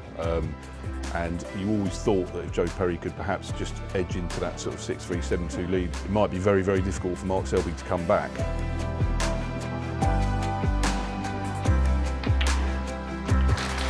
They're all important at this stage. He's reduced his arrears to 4 frames. Back to 8-4, and then the next frame was a big frame because Joe was sort of missing a few. I thought if I could keep him on 8, and then I still had half a chance, and just played a pink going into the pack, played it really well and didn't land, and just seemed to be the story of the match. Every little thing that could go wrong seemed to go wrong for me, you know, and it was just getting harder and harder, and then, as I say, when Joe got his chances, he punished me to put the pressure on even more. Day 1, and Joe Perry has caused a massive upset. Joe Perry beats Mark Selby by 10 frames to 4. What I'd be worried about as the world #1 is the 3 biggest tournaments has gone out in the first round. If I was him, I wouldn't be happy about that at all. You know, the season would be, if it was me, the season would be a major failure, and I'm sure he'll think the same way because he is a winner. I don't think I played as bad as what the scoreline suggested. In patches, it's not been a fantastic season, but then at the same time, I've still come out of the season winning 2 big tournaments, so it's not really that bad. He's been #1 now for something like 38 months. I'm sure he'll bounce back because he's such a class act. I think the old adage of sort of, you know, sort of form is temporary, class is permanent, it holds true for snooker as much as any sport, and for that reason I think Mark Selby will be fine.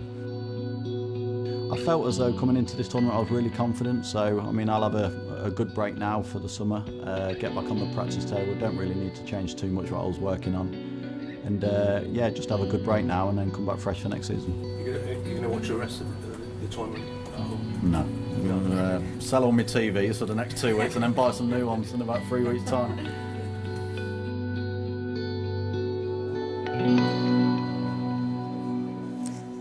Now, round 1 exits for defending champions are not new, although it has had a habit of happening to first-time champions. The so-called Crucible curse has struck early on for Steve Davis, famously in his defence in '82. Dennis Taylor, too, didn't get past his opener in '86, and Messrs Dott, Roberts and Bingham all lost on their immediate return after winning the title. Now, as for multiple champions, Stephen Hendry will not want to remember his first match of 2000, nor indeed Mark Selby here this year, because it does happen to the very best of them. It's happened to our 2 champions in the studio here. But reflections from Mark here, because you mentioned actually that the exits in the 3 main tournaments this season. The UK, that was in round 2 because it was the televised stages, and the Masters obviously in a final frame decider as well, and now here.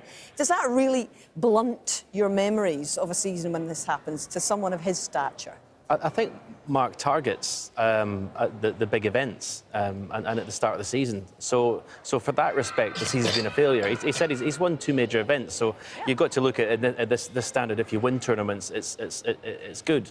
But as world #1, you've got to set your sights very highly, I believe. And for that reason, he'll be disappointed. He said, I'd be exactly the same. I wouldn't want to see a TV now for 2 weeks. No, you just wouldn't want to do it. And he's right, go away, get away from snooker and come back fresh. But his form, China apart, his form's been, you know, pretty poor the last 3 or 4 months. A 5-win season as he did last season, though. How tough is that? Because We saw with Ding Junhui, he struggled when he did that. You did it as well, of course, 5 wins in a season. Is it difficult to think, hey, I've more or less done it all and seen it all? How do you keep that hunger relentlessly? That's the challenge of being world. He's been world #1 by a huge distance for a long time now, and that's the challenge he's got now. How does he keep up that relentless winning? And it's part of the difficulty of being world #1 that you've got to deal with.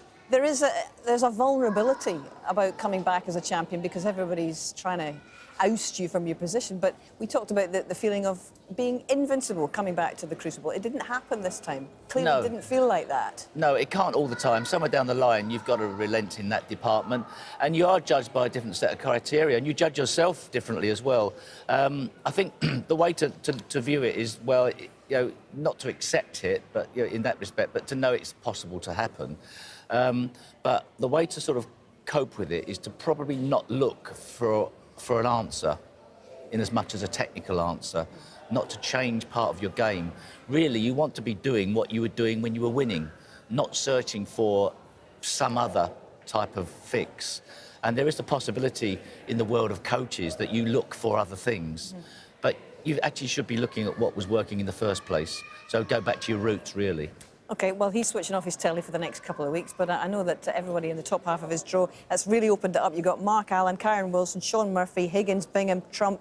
That is one loaded half of the draw, and they'll all be thinking the world #1 has gone. He will, of course, remain #1 going into next season. He's got an absolutely massive advantage at the top of the rankings. So, to the bottom half of the draw now, and it's the challenge to come through that is facing both Graham Dott, a former champion here, and Ali Carter.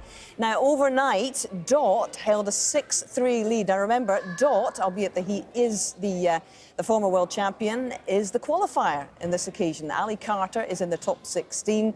He, of course, has been to 2 Crucible finals. This is a repeat at this stage of the same match last year here at the Crucible. And in fact, Dotty has won each of their last 2 appearances at the Crucible. So, Ali picked up the first frame of the afternoon, and we join it in frame 12. It's Carter who's already in amongst the balls, and we're in the company of former world champions Peter Ebdon and Dennis Taylor.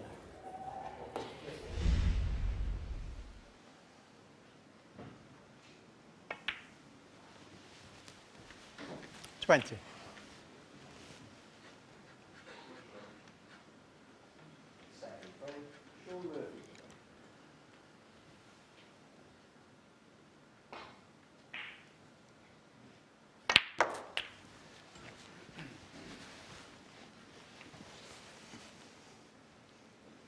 '27.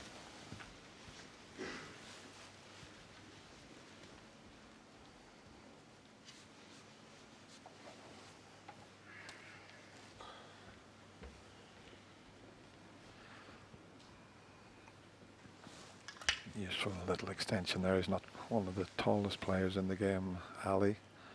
In fact, he'd probably be a similar size to the great Joe Davis, who was 20 years undefeated. I think around about 5'7".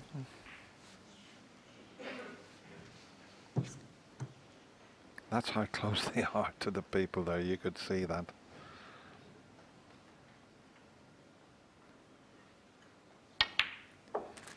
It really is a magical place, the Crucible Theatre. You've got the 2 tables, how you see it, and then we'll get to the semi-final. Table goes into the middle, and then it's a totally different arena. And there's lots of great players in the career. Peter never managed to get to play at the 1-table situation at the Crucible Theatre. Yes, it's certainly a very special auditorium and very special tournament.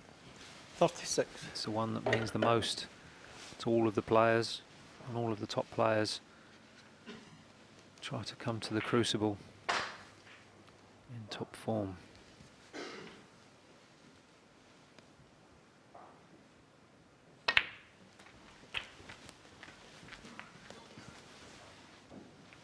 Well, that's okay. It wasn't quite as planned, but he does have a straightish red into the yellow pocket. You wouldn't expect him to miss it.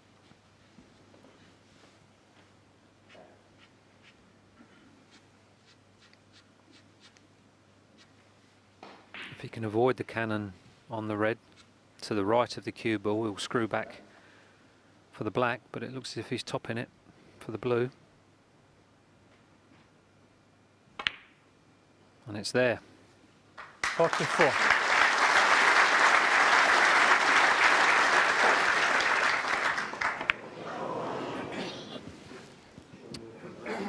Played that with an element of safety. And leaving distance between the cue ball and red. Should he have missed it? Leaving a long pot for Graham, but the way Graham's been potting long balls in this match, that's a dangerous thing to do.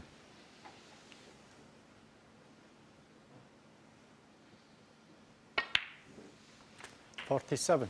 He's okay here, Ali. He doesn't need to cannon the 3 reds next to the pink. If he screws down the right side of the table as we look at,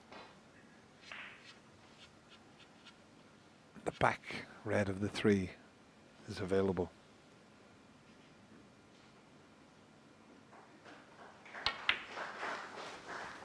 And in turn, potting this, it clears the way for the other one next to it. 52. For the right corner. 53. Look at the pot success. We're both on 89%. If you can get into the 90s, that's where you want to be. Sort of anywhere in the 90s is good.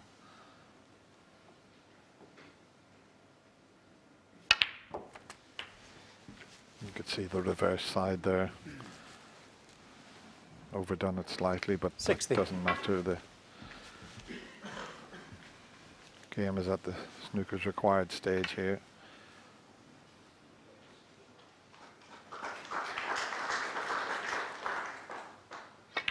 And that makes absolutely certain 61. Of this second frame.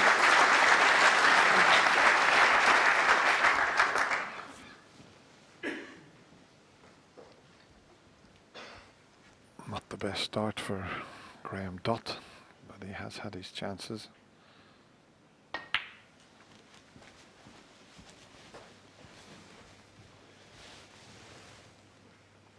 .66.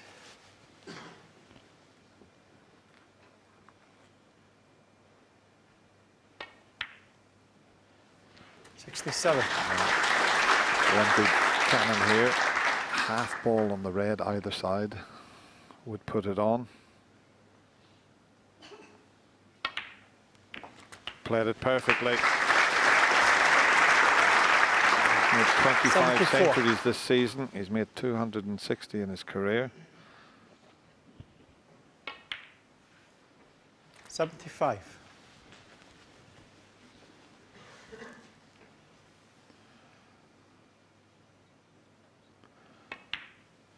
Day 2 in the Betfred World Championship, and we've had 9 centuries so far.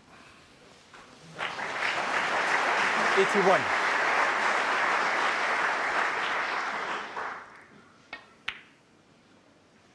.83.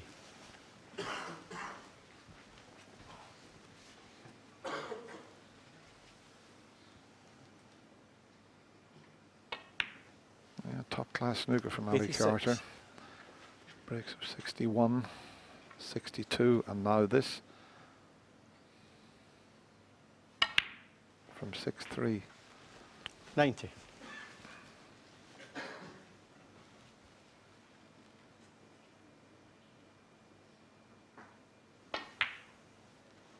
.95.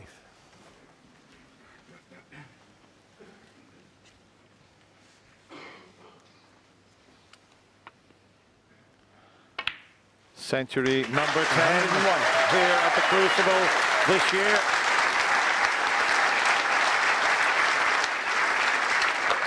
That's a superb performance from Ali Carter.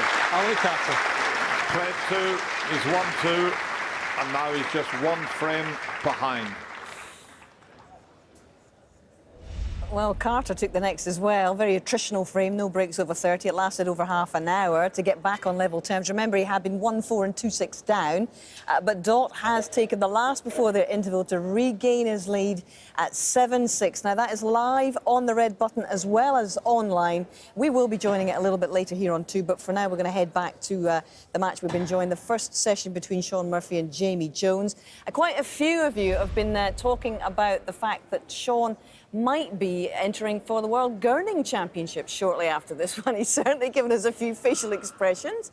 Steve Davis was always a master of the gurning towards the end of your career as well. But this is in a very, very good league here, Steve, is it not? Yes, this is good stuff from Shaun. He's excellent. He's been learning from me. I've been giving tips, advice, and he's coming on in leaps and bounds.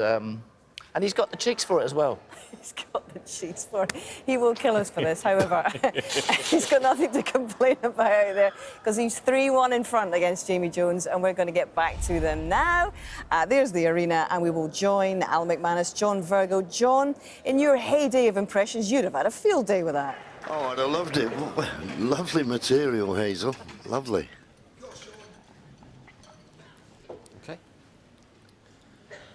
Anyway, thank you. as Frame you say, 5. You'll be happy Jamie he's got Jones a 3-1 advantage. Referee Paul Collier calling everybody to order. He announces Jamie Jones to break. Frame 5.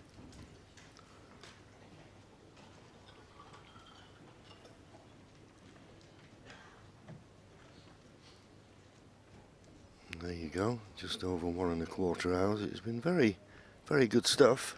You wouldn't expect anything less with the two players. They're both attacking players.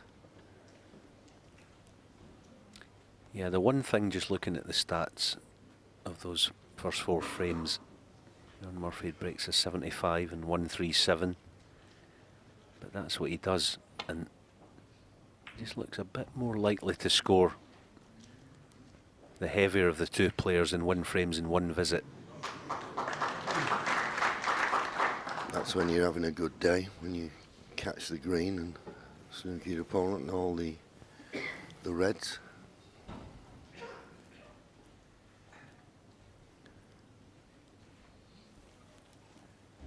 Yeah, I take your point, because Jamie has had a few chances to make a sizable frame-winning contribution, but he hasn't done it yet. And at this level, you have to do it more or less. Well, not every time, that's asking a bit too much, but more often than not, if you get a good chance with the balls open, you've got to try and win the frame in that one visit. That was a nice touch.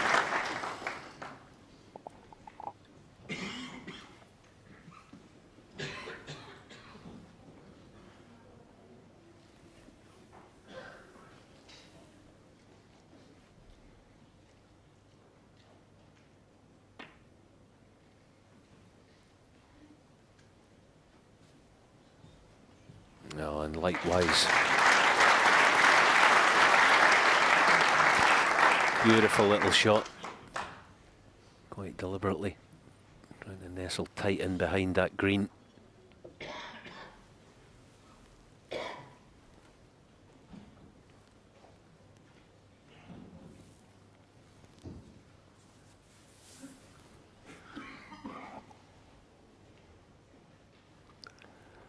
I'll put that line in tentatively. He's going to have to go low side of the brown, but play it with an awful lot of left-hand side. The reason is, if you go into the other side of the cluster, because we're a bit loose, you could leave one. Needs a lot of side on this. Well, he decided to try and come off 1, 2, 3 cushions and nestle into them. Have it replaced. Interesting to see if he plays it again. Maybe he feels by having to go low on the other side of the brown as we look, he can't get enough side on to nestle into that cluster behind the pink. So just a minor adjustment. I think this shot's on. Okay. He'll try it again. He's got to get close to blue. A bit closer anyway. It's too narrow again. Foul and a miss. Shaun Murphy 4. Missed just that one. completely.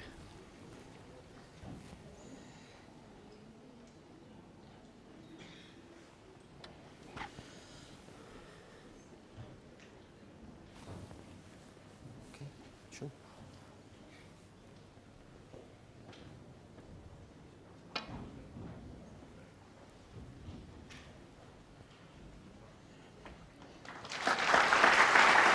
Got there in the end.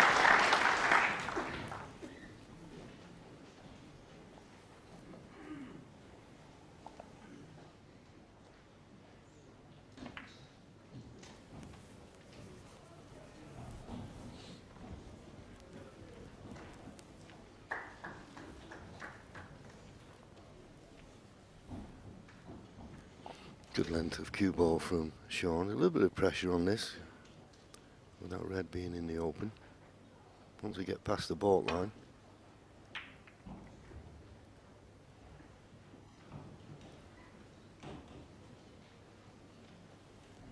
He's covered the dangerous red.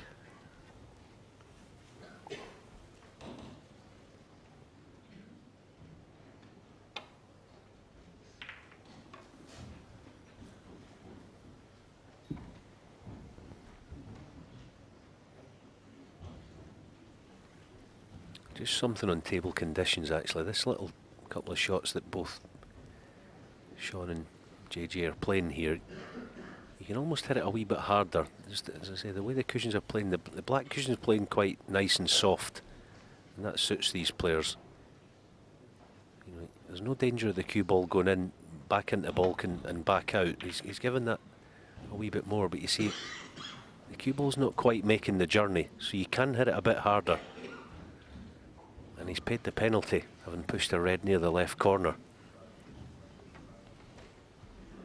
It's a small thing, but if I was in the corner of one of the players, I would be telling them, just concentrate when you're playing those safety shots, give it a couple of ounces extra.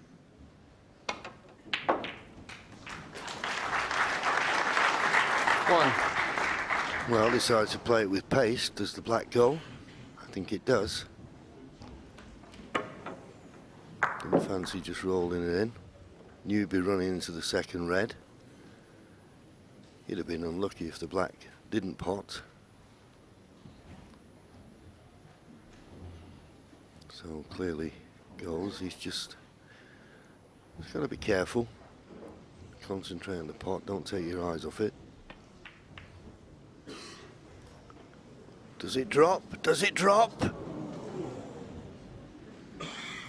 Sean Murphy 1. Wow. That is a surprise. A little bit harder, I think it would have dropped. There was nothing left after it at the side of the jaw.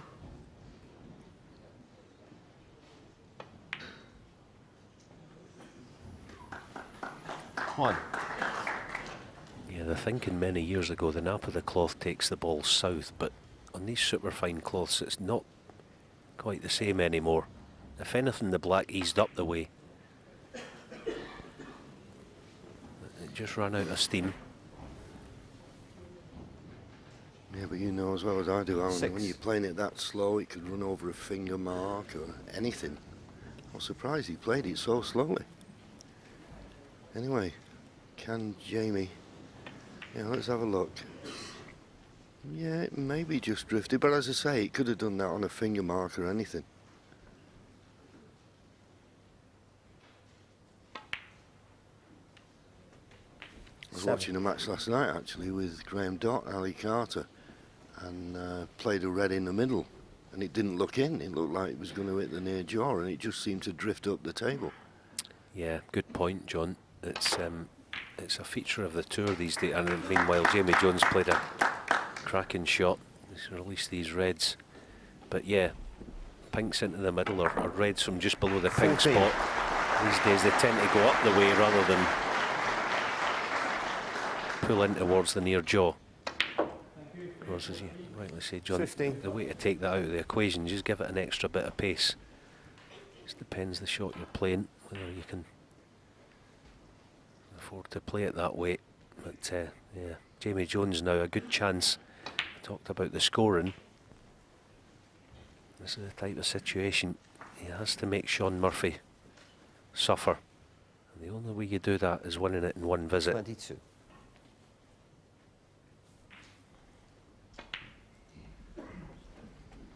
$23.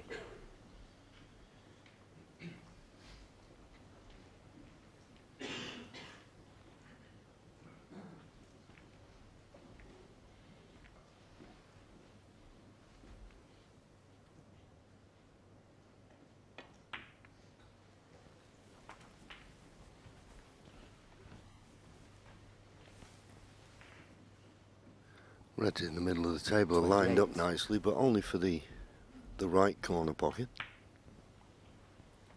29. So there you go, he's got 29 points, 69 when he gets to another 40 points from this situation, which looks manageable. We're getting to the snooker's required stage.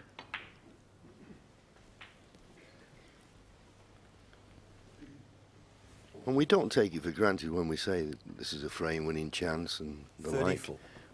We're thinking it through the player's mind, and Jamie will be very disappointed if he doesn't win the frame now at this visit. They couldn't be set better. Yeah, I think this red to left corner's better. That'd be, if he can play the pink, get the pink out of that vicinity, get it up onto the green spot. Oh, he's going up for blue. But he's undercooked it, has he? Oh, he's just 35. fuming with that shot. That's why I said play for the pink. Get the pink out of there, because it's causing him a problem.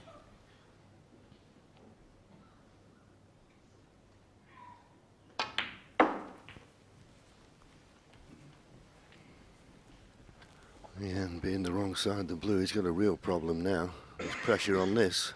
He'll be taking it on the top red of that line into the right corner. But he's got to hit it well. And he's at full stretch.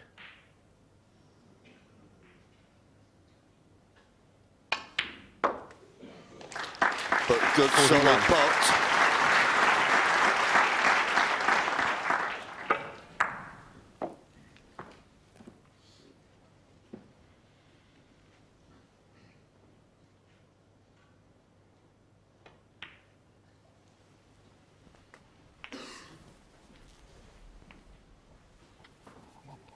And because he had to play the pot the way he did, he came on the black, so I was forced into playing this red along the top cushion now.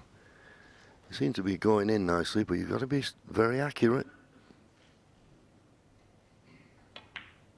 No, no, you catch that Jamie Jones, 48. top cushion, they're not going to drop.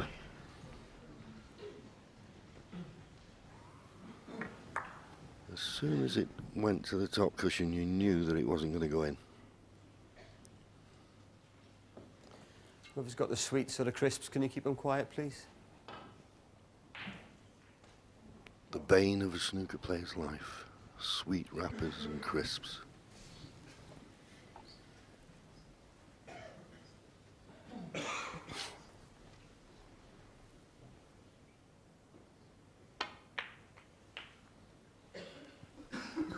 One.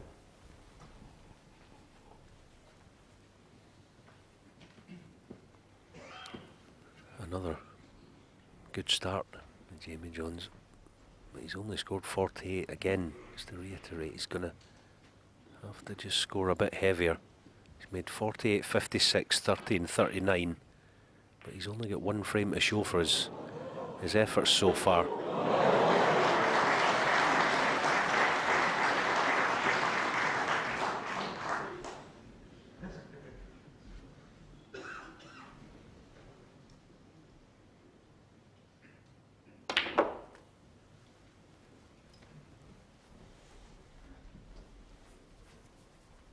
I only assume this top red of the line of 3 goes to the left middle, but 8. It's got to be accurate with this. No guarantee of position. Now playing at that pace. Sean Murphy, 8.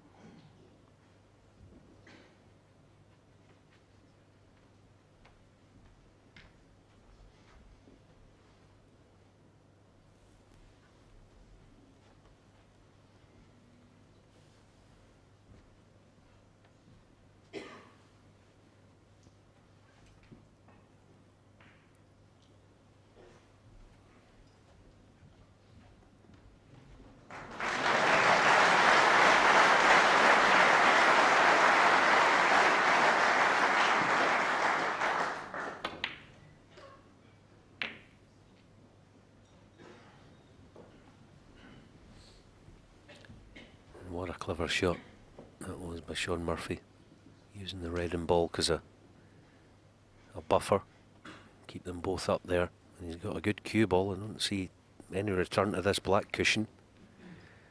He's trying to jack up, but this is borderline. The only good thing, he can probably play the red against the blue, hoping to push something safe. And at least he's got a decent cue ball. Good return.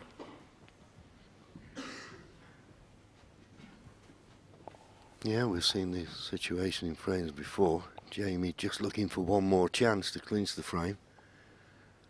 But as Alan said a few moments ago, he keeps making these mid-40 breaks and just doesn't get that extra chance that is required to win the frame. But he's got Sean thinking here.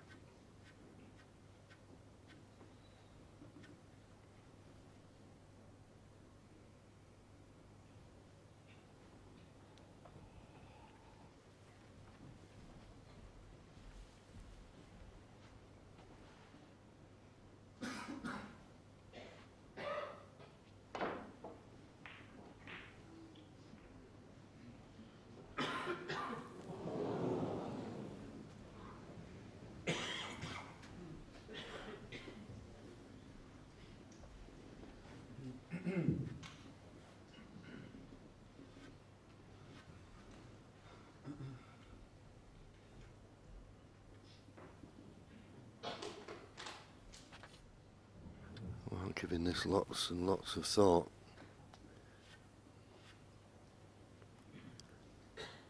I suppose if he dropped the cue ball near the baulk cushion, just behind the green, okay, he wouldn't be the best safety shot, but at least he wouldn't leave a pot on. And in the end, that's what he's played, but he doesn't want to push that red near the middle. No, that's okay. The only problem with that shot, he leaves the red that's in the baulk end for Jamie to play safe off, but I couldn't see any other shot he could play.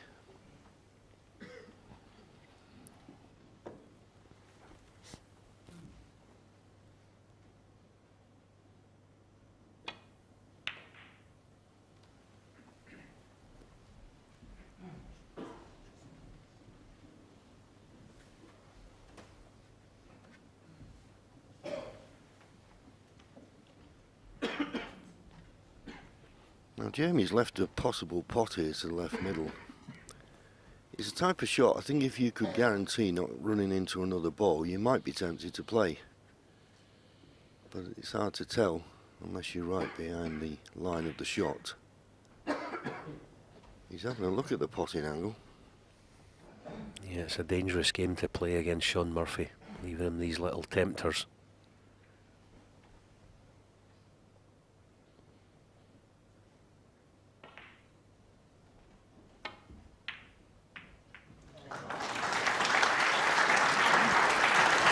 Well, he did pot it, and it was a good pot.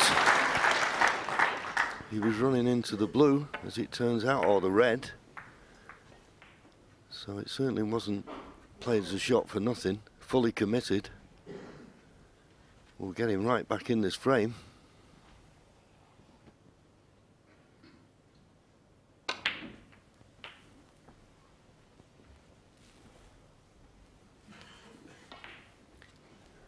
The one red that's not a cinch is the one nearest the cue ball right now, but Sean Murphy could in fact drop on it off this next blue. He's going to have to pot it at some stage if he's going to win the frame at this visit. And the fact that he can play for 2 reds in this shot alone, I think he will play for it. He's just having a look now. Almost as the red into the opposite middle as a saver. And that looks just about, if not perfect, it should be good enough. So this red goes in. I think we do have a new favourite. 14. As you can see, the perfect angle on the red, just has to pot it. Bound to be on the black or the pink. 15.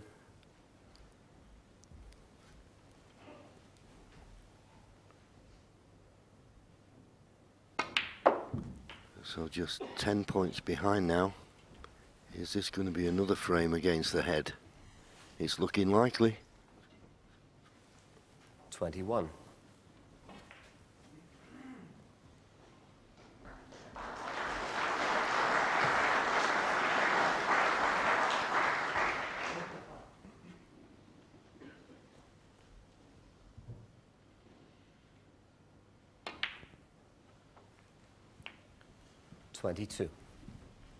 I'm sure the red that's closest to the brown will go past the yellow.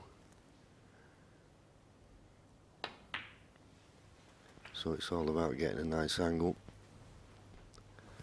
on the next colour off this red to the right centre. 27. And he'd like to be straight on it, so he could have played for the blue, but I don't think that's an option. But he could roll it in, play for the brown.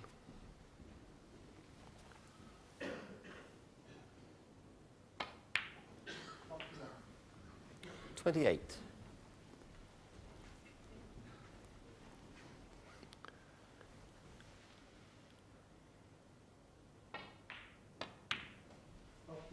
Well, he's decided to play for the yellow.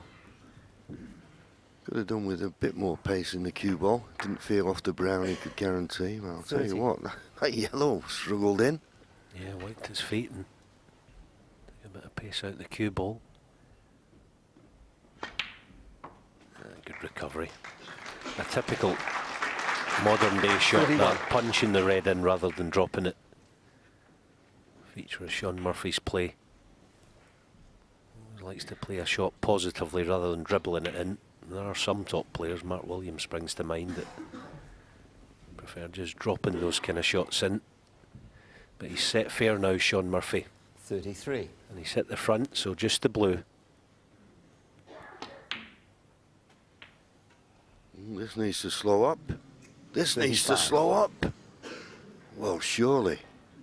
Surely not. A shake of the head tells me he may have snookered himself.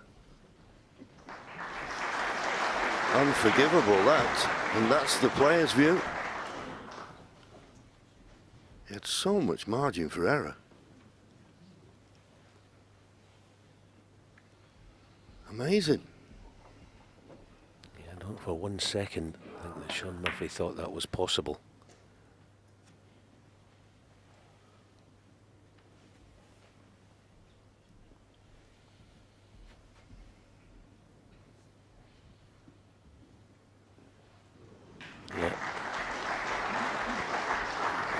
Difficult swerve. The point about the swerve is he's not going to get any decent separation between cue ball and green.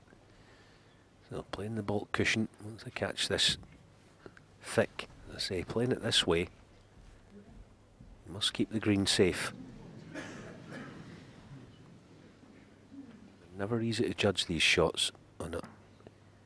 And boys have obviously only played a few frames so far, so you're never quite sure the line it's going to come off. Foul and a miss. Sean Murphy 35, Jamie Jones 4. Amazing. Back. And Jamie Jones doesn't even bother getting out of his seat instead of have it back, because he's going to, well, he's thinking, as we are, not so much hitting the green, or it shouldn't have been. can Sean get the green safe? It's now turned into the longest frame of the match, and an important one it is. Points all square. Yeah, and it's Sean Murphy for me here. I think he's trying to be a little cute with this. I think he's trying to thin this green, but you know, the way he's missed it there, it looks like he's trying to thin it and get the cue ball down this black end. But in playing it that way, the green's bound to stay somewhere near the green pocket. I say I'd rather be catching this full ball and at least send it past the middle pocket.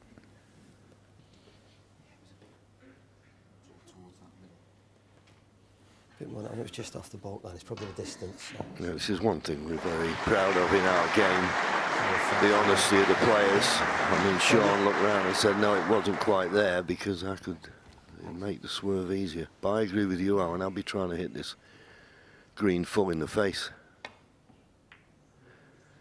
Because as you say, if he catches it thin, he leaves it on. There you go. Yeah, definitely a strange choice. You know, the only way he was getting away with that was leaving the green tight to the side cushion. Right, Jamie may not well pot it, but he probably shouldn't have this chance. And big moments, as you say, 3-2 or 4-1.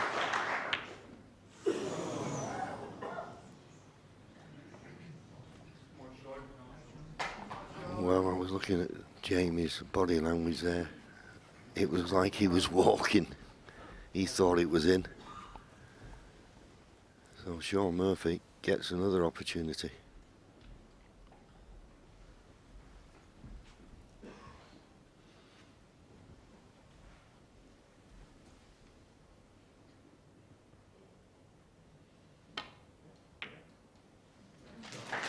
And it goes 3. He now needs up to and including the pink.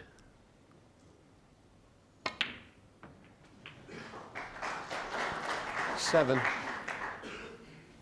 Well, it was an important frame, this. Jamie Jones had first chance, didn't make the most of the opportunity. And Sean Murphy's had a couple of chances to win it. 12. But at the end of the day, it was Jamie Jones who made the last mistake, and it's cost him the frame. Sean Murphy 18 on the frame. It wasn't the most memorable of frames, longest of the match so far. But Sean Murphy won't mind. He now leads by 4 frames to 1. And Sean almost gifting Jamie Jones a great chance to nick that one, Steve. Yeah, but just at the end there, we may have seen a clue as to why. He was checking the line of the slate with his hand. And the slates are, I'm going to sound really interesting now, but here you go. Right. As always. It's 5 bits of slate. They're all joined together, obviously. And there's a line, it's about an inch behind the baulk line, which is the first join. And if that join's not absolutely perfect, or on the floor it moves a fraction... Just stay awake, stay with it, Stephen, stay with it. Then the ball can not go in a straight line on that slate. So that possibly is what Sean Murphy was intimating had happened. Fascinating, Stephen. I think I'm going to disagree. I think he was checking the actual white baulk line. Okay. Because you're not going to put your hand in to be able to feel the slate. Yeah. Possibly. Okay, well, let's have a look. So he's thinking that when the white ball line runs along the line, that it catches the slate line and then is pulled towards the brown. 35. Agreed or not, Stephen? He wouldn't be checking the baulk line for what you're checking. What?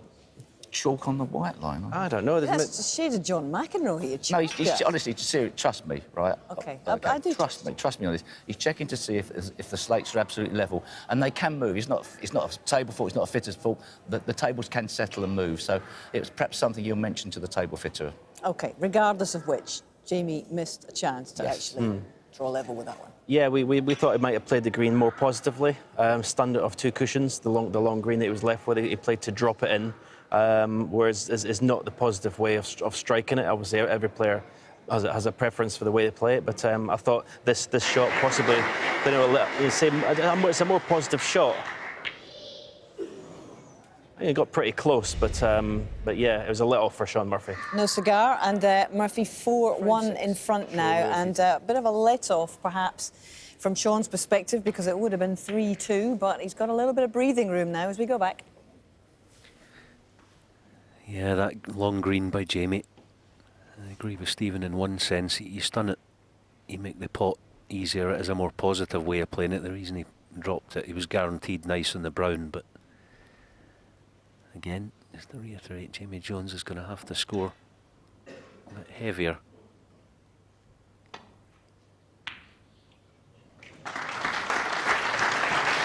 And a good pot in the long red. I think he deserved a decent little rub off the red behind the black spot there. So another chance. Can he make of it this time?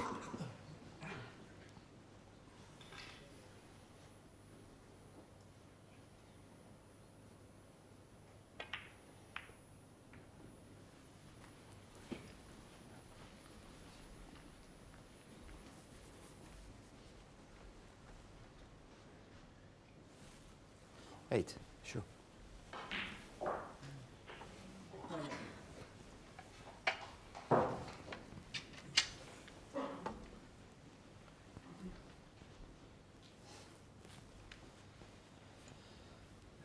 Our optimistic director.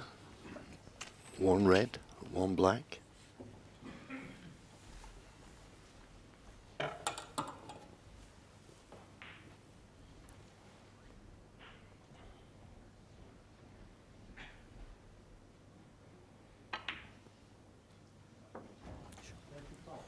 Nine. Asking for the cue ball to be clean. Wasn't happy with the contact he got there. Expected a bit more reaction when potting the red. It seemed to bounce a little bit.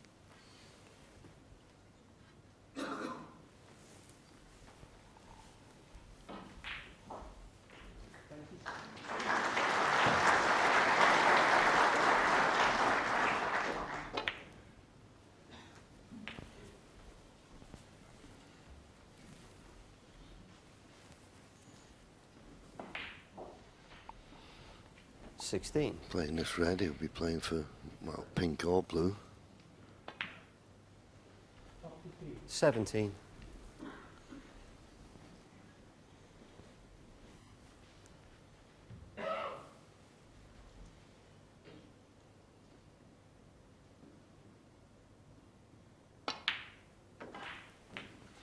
No, it'll be interesting to see where the pink goes. Paul Collier just checking whether the pink spot is available. Doesn't look to be any other spots available, so if it won't go on, well, it looks like it will go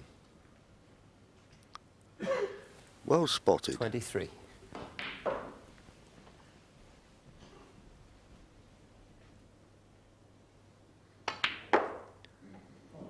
So up for the blue, it needs to slow 24. down a touch. It's okay, it's perfect for the shot he's got in mind. Pot the blue and cannon into the pink, full in the face.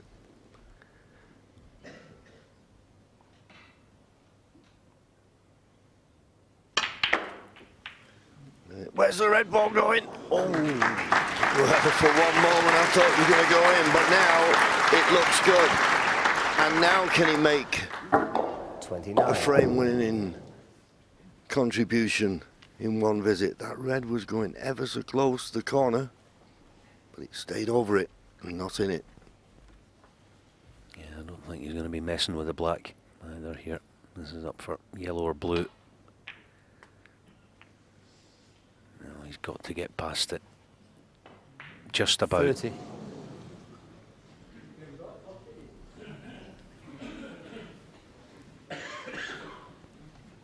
Well, he's wrong side of the blue. He's just seeing if he can hit enough of the red that's next to the brown. If he can, then being the wrong side of the blue, as you can see, just the wrong side of the blue line. I'm not certain he can get enough of that red. But he feels as though he can. Yeah, he's played that well, because if it's tight getting through to the red, then it's easier cutting it from the side he's on. Almost hitting it away from the brown. So, well, has he lost the cue ball just a touch again? 2 or 3 inches too much pace. Just giving himself a few problems here that he's making this stressful, the chances that he's got. Chances that he's creating. Again, he's on 40 odd, but he's got to make 41. more.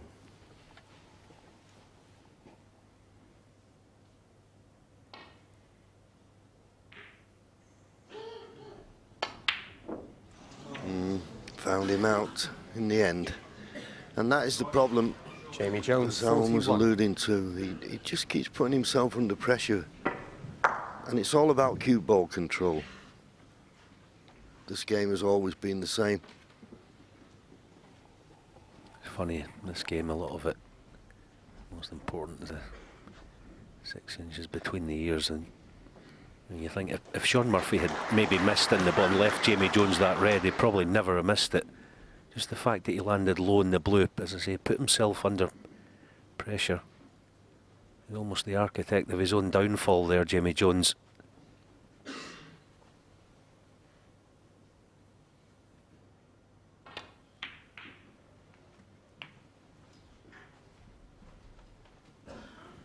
One.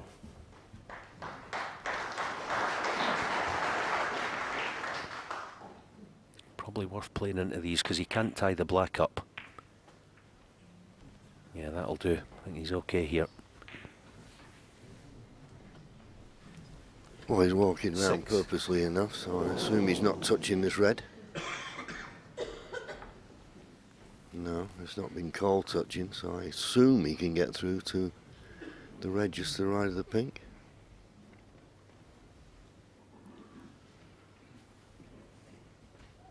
It's all about fractions, this game. But the fractions here look to be favouring Sean.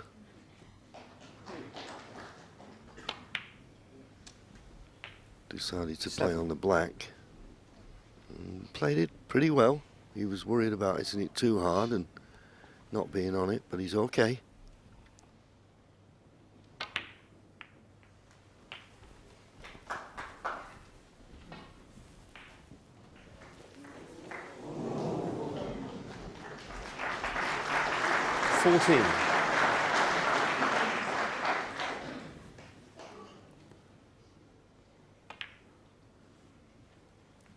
$15.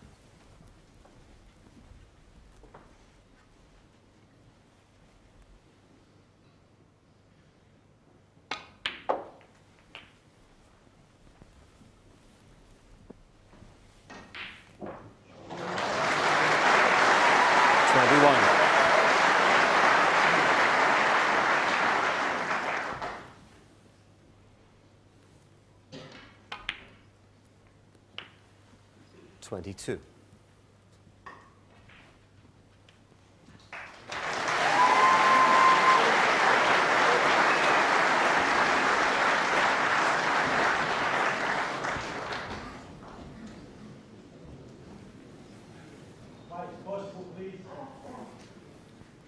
$28.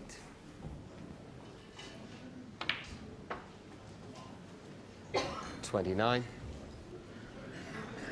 Maybe tempted if he's got the angle here to roll the black in and maybe cannon one of the reds away from the left-hand side cushion.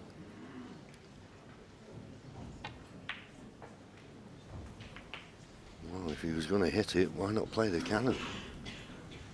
He's left himself close to the 36. side cushion. Just 5 points behind now.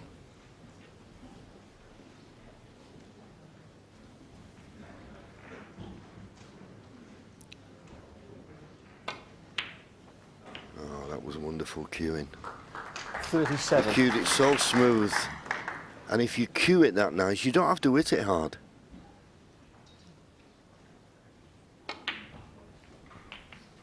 And that time found the right angle and got the right nudge on the red. 3 points to lead. 44. Yeah, two good things about that is that he's leaving this next red, which is 45. perfect to just drop nice top side of the black that follows it. Because he won't want to play the red along the cushion unless he's absolutely nailed on it, just off straight.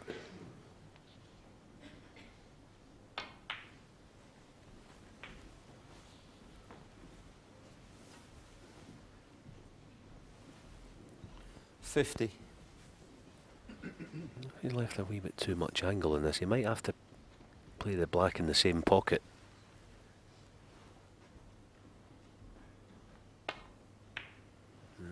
Felt he could hold, and that's 51. just about all right. So the big shot coming up.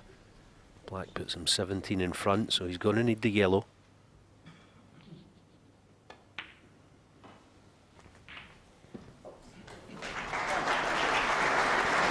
Well, you don't take these for 58. granted, particularly when they're just off the cushion.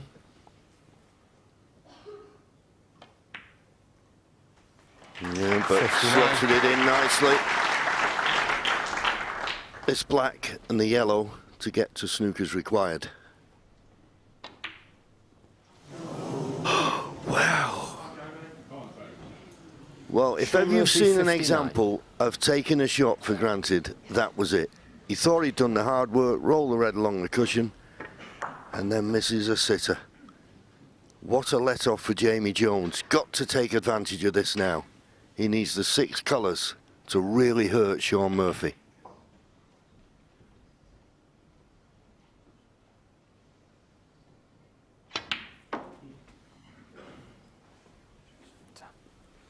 Two.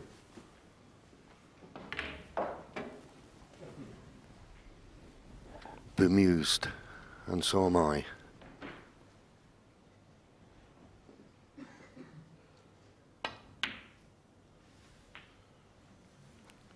Five. Yeah, the key shot just top side of the blue. The black, all right, is close to the side cushion, but this is the key shot. If he finishes nice on the blue, it's actually quite easy access to the black from the pink, but he's the wrong side of it again. 9. So it's going to be in and out of bulk. Probably go 3 cushions. Third cushion just coming top side of that right middle. Well, he's got enough angle to play straight up and with a bit of side.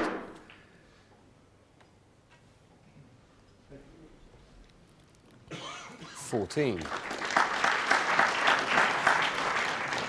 Just looked at his body language, shake of the head, so he doesn't think he's perfect on this pink.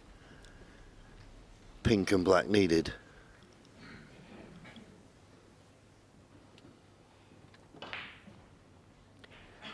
Yeah, just a bit straight for comfort. He could probably force the cue ball certainly across below the black, but that's no good to him. Can he force it and keep the cue ball top side of it? He's just obviously too straight, so it's a screw back and he's going to leave the pressure. Mid-distance shot. The biggest shot 20. of the match coming up. Yeah, and he's just overscrewed it slightly. He'd like to have his hand comfortably on the table. Big shot.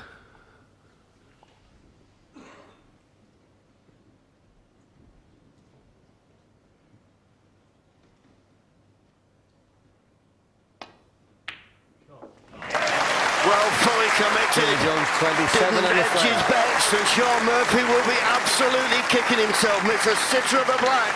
Could that be the spur that Jamie Jones was looking for? He still trails by 4-2, but that was a result.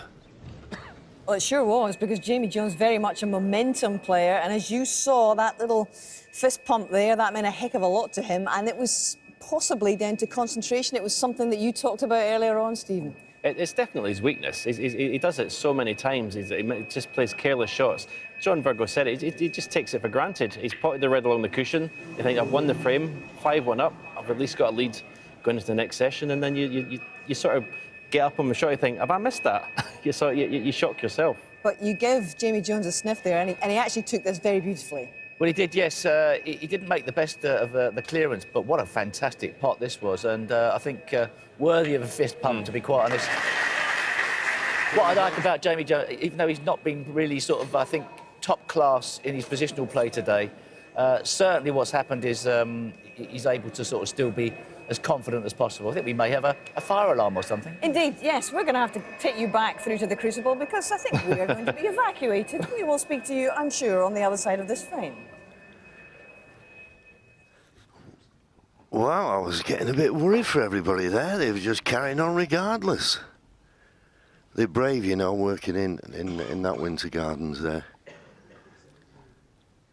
No panic though, was there? They were always good under pressure, those two. Yeah, absolutely, yeah. Yeah, you don't get 13 world titles without handling the pressure.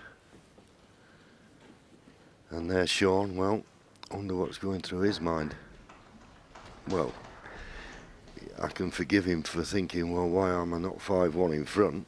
But there you go. You can't take anything for granted at this game. And to me, Alan, that's exactly what he did with this black.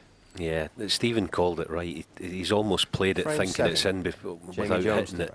And when it's missed, he's thought, what's going on here? That should have went in. But yeah. You see, in top-class sport, that pressure is a privilege. But Sean Murphy has put himself under some more pressure through his own making.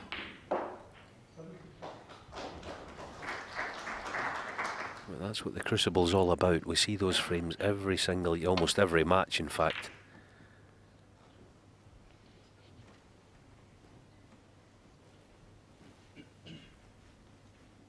Jamie Jones' reaction when he potted the black, it just shows you how determined he is. We've always called him a little tiger of a player, Jamie Jones. There he is again. The black didn't touch the sides, by the way. Look at the reaction. Even at 4-2 down, that's telling his opponent, look, I believe I can still win this match. You have to fight if you're going to be a top-class player in this sport.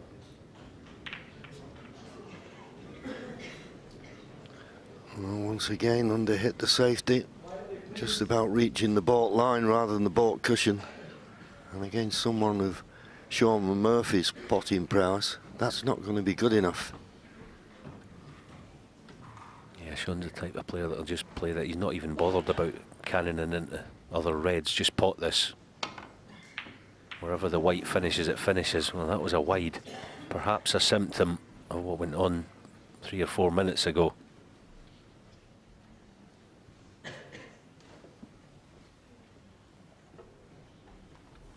Yeah, he didn't play it with any side, as you say. He just played the pot, so disappointed to miss it.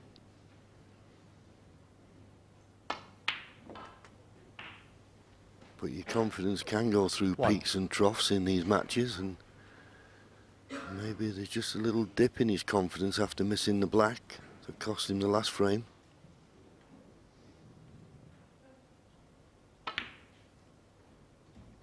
Oh, well. Jamie, Jones you can't afford to miss those. Yeah, for a player of Jamie's class, that was a basic shot. And it seems like the whole match today, Jamie Jones is taking 1 step forward and 2 back at times. He's just not putting together enough heavy scoring contributions. He's almost allowing Sean Murphy to be playing with the freedom.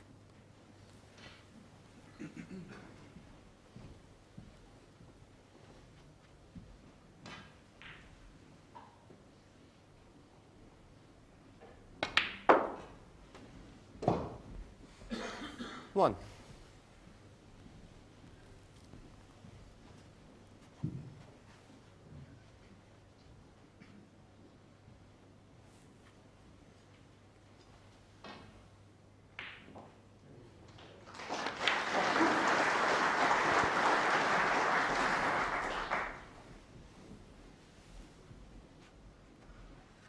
Four.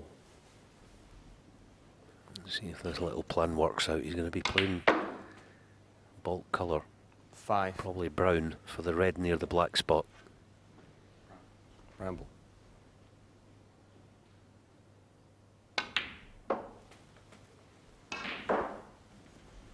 And he's played it to the inch. 9.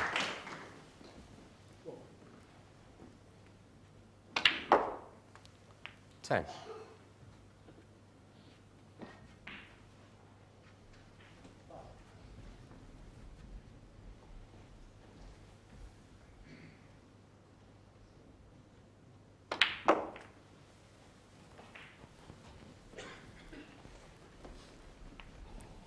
Well, took a chance playing the cannon. Don't blame him for that. 17.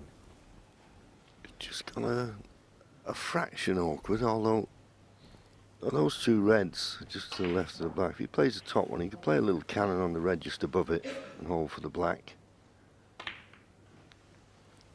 18. Leaves himself a little bit thinner on the black than he would like, but shouldn't cause him a problem.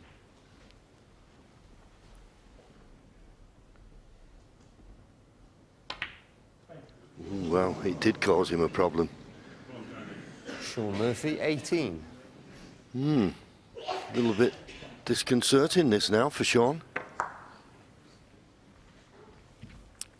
Yeah, rather like Jamie actually. 1 minute he looks right on top of his game, and then he throws in a bit of a wobbly. It was a basic shot for someone of Sean's class. 1.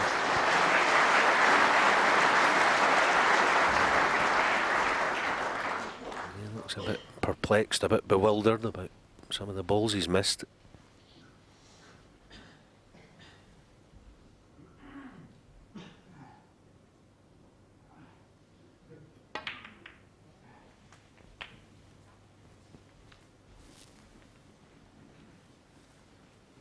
A little bit surprised they didn't play that with a bit more pace.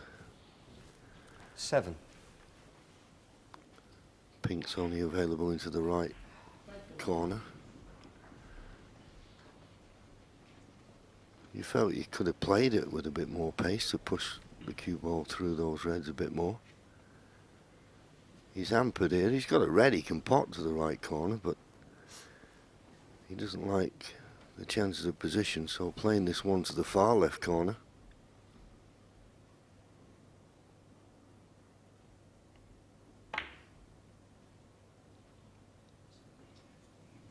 Well, just about found enough of the pocket.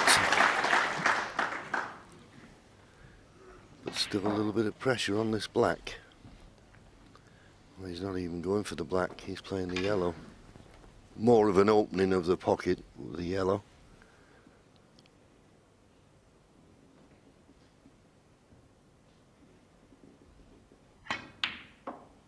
Yeah, nice solid pot.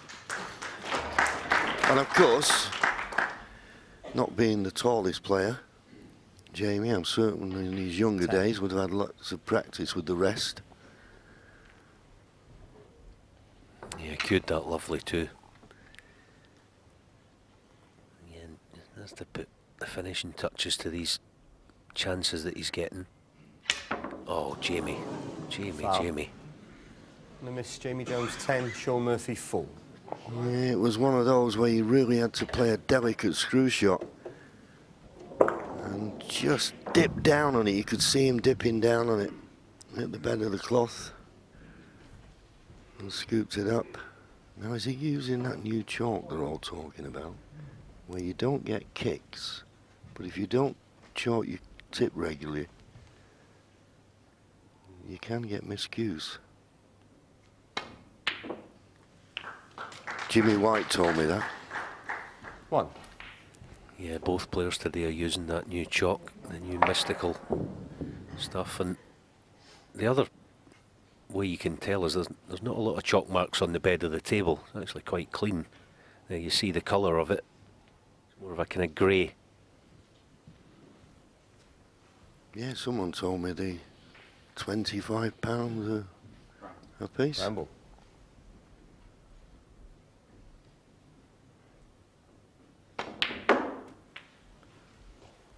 No, he's got a good line. Has he got a good length? He's got the perfect length. Good shot. Yeah, £25 for a piece of chalk. I didn't pay that for my first car. It was 25 pence in your day, Davey. 6.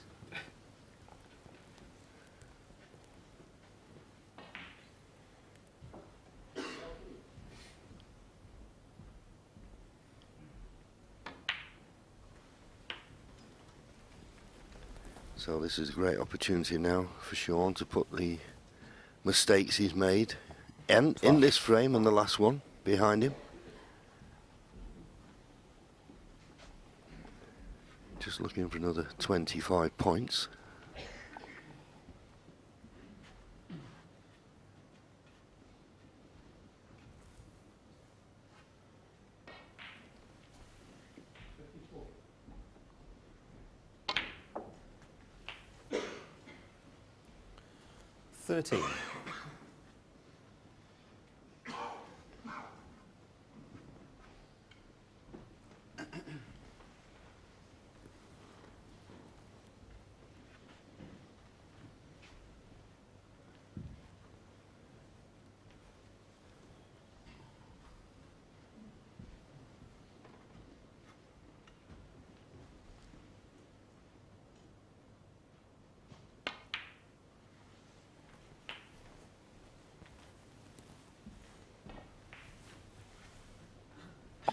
Well, I decided to play it this way. Got a little bit of work to do with the cue ball. I'm a little bit surprised. The red that he's closest to now, when he potted the ping, he just didn't run down and cannon into that red.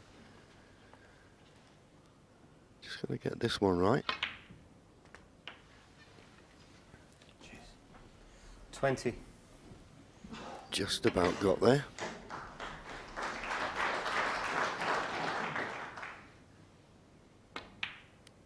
.37 points the lead now.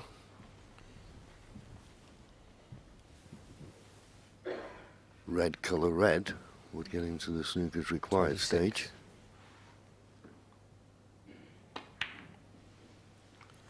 27. This pink would put him 44 points in front with 51 remaining, so the pink and just one more red. Something I've always admired about Shaun Murphy. He can make mistakes in matches, we all do, and go off the boil from time to time, but he never loses his positivity. He always stays positive in his shot selection, stomping round the table, 33. like punching balls in. 34. He never loses heart. He'll back himself all day long. Just hold the spot, playing this. And he'll be 3 clear once again.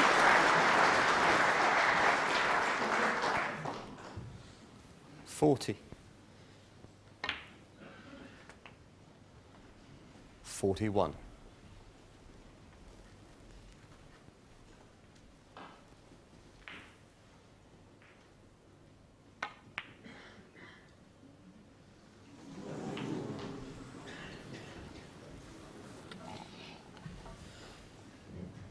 Well, that just 47. struggled in, but no way back to the table now for Jamie Jones, even if that red doesn't go in. Shaun Murphy, He 47. looks at referee Paul Collier and concedes. So Shaun Murphy, he made mistakes, but Jamie Jones made one too many. And Shaun Murphy is now 3 frames ahead. Once again, this time 5-2. And with 2 frames to go, it means that Shaun Murphy will definitely have an overnight advantage in that match. Everybody's fine? We're OK? Somebody's burned the tea, we think? We're not quite sure. No, it's just being dealt with, and we've decanted over here to the Crucible practice room. So all present and correct. And the way this match has gone, I think, has been a fair reflection of the good play of Shaun Murphy here. He has given some chances to Jamie Jones, but he looks, at the moment, the better player. Yeah, Jenna looks to be cueing very well. You know, a couple of little, lapses of concentration aside, he's in pretty good control of this match. And your assessment of Jones today? I think probably sort of the game has sort of gone the way perhaps their respective rankings are in a way. Perhaps the difference between the rankings is the reason why Jamie Jones is ranked in the 50s is in the 50s now, yeah. Perhaps just a little bit looser with the cue ball. Perhaps there's 2 different types of positional mistakes you can make, either losing control of the cue ball or choosing the wrong path for the cue ball, and whichever. Perhaps that's one part of his game that may need tightening up, or it could just be on the day, of course. OK, well, we've got 2 more frames to play in that one. We're going to leave it for now, but the next half an hour or so, we're going to dip into what is proving to be a real barnstorming conclusion to the match between Ali Carter and Graham Dott. We always thought this would be a barnstormer. It always seems to be between these 2. We've got 2-time Crucible finalist Ali Carter against the man who won the world title 2006, Graham Dott, and in fact has been in 3 Crucible finals, one of very few in the last 10 years or so. And as you can see, Ali Carter has got himself back into this, having been 1-4 and 2-6 behind. He got himself back to 7 frames all, but now it's 8 frames all. So it's going to be 3 frames will decide this. It was a break of 69 in the last frame that's brought it back level. And we've got Peter Ebdon, Dennis Taylor on duty here. Just sum up what looks to have been a pretty attritional and a granite fest, I was calling it, between these two. Yeah, fabulous match it's turned out to be. Ali's done well to get back from that deficit. He was 6-2 down at one stage, but it's the best of 3, as you said, Hazel. And very difficult to pick a winner as Ali breaks off.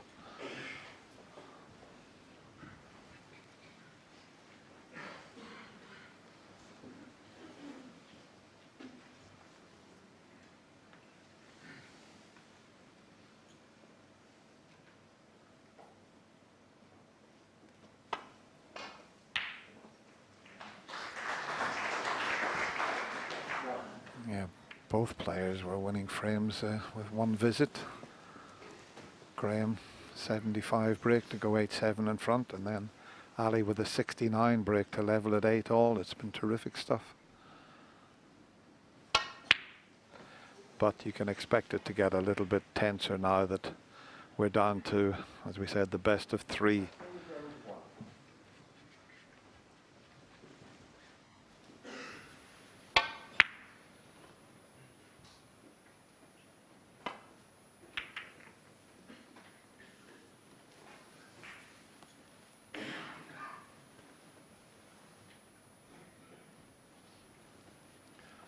A nice little flick off the brown there. No escape, so just into the side of the reds. It's not going to reach. Foul and a miss. Graham Dott 4.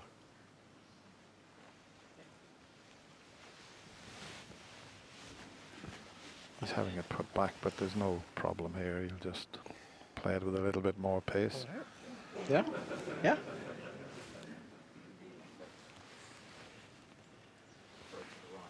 I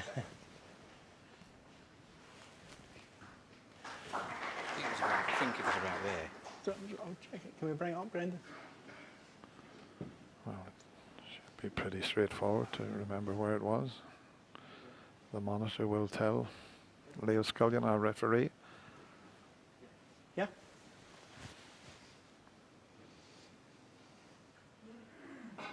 That's where it was. Pardon? That's where it was. I didn't think I'd see that red, but if that's it, Yeah. that way a little bit. No, which red do you mean? No, this is the white, that way. No, which red do you mean that you didn't think you could see? The one to the right of the pink? Yeah, he's saying that he couldn't see the red to the left of the pink, otherwise he could have played that. So yeah, he'll probably, I think that's well, right, hopefully play the same shot again. It shouldn't make, he doesn't have to play the same shot again, but if he played it the first time, you'd think he'd come off the side cushion again with a little bit more pace, but he's changed his mind.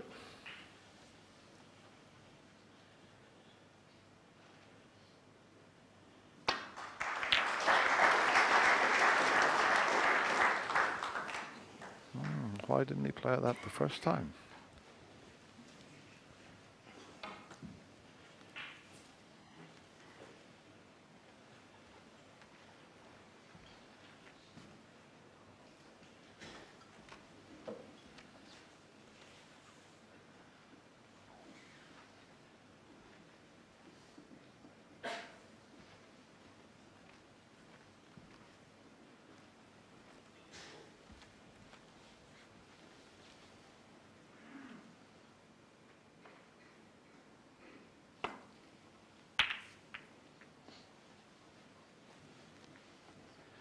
Well, that's a poor safety from Graham.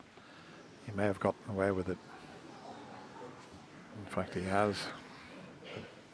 Didn't hit that too well. White was supposed to be near the cushion up there that Ali's leaning over.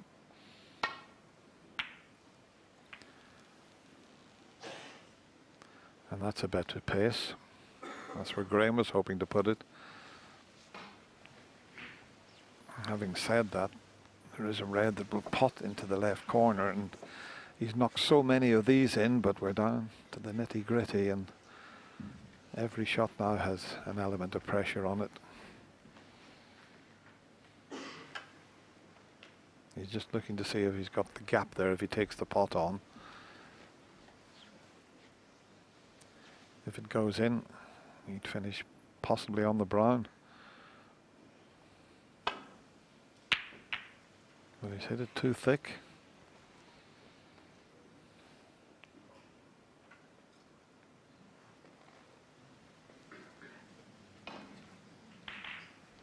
Well, he's been very fortunate again there to leave Ali hampered over the green.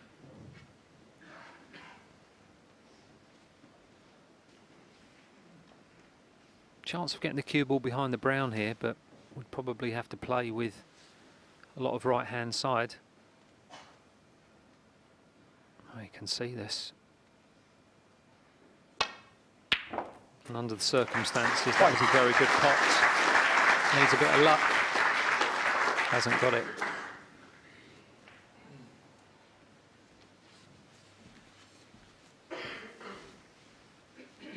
He did well to pot that red because he couldn't see all of the cue ball. Probably playing that with a touch of right-hand side.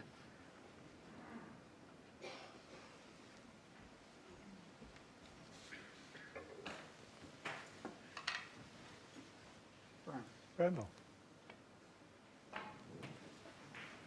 Thank you. I'll count that one. And if he's not got the snooker there, that's a poor shot.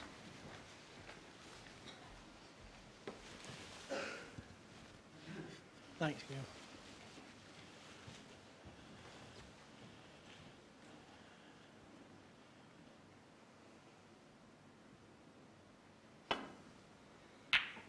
Yeah, he had to swerve that a little touch. That was a better shot than it looked, I can tell you.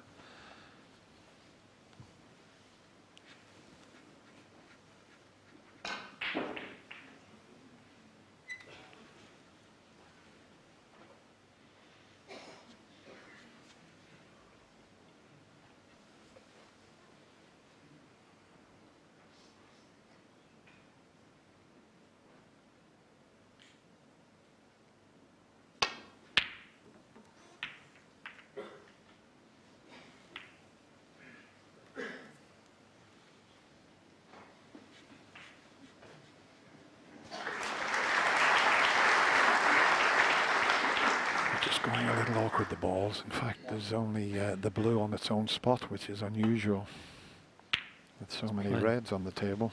He's playing the cue ball behind the black here. Very good shot.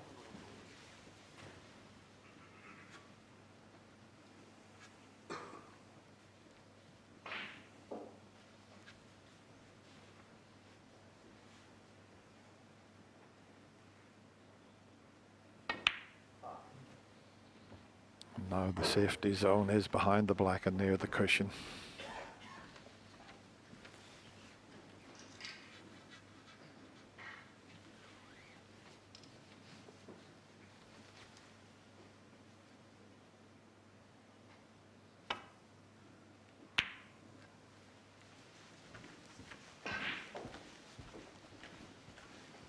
They had a terrific battle here last year at the same stage. Graham Dott won that one, 10 frames to 7.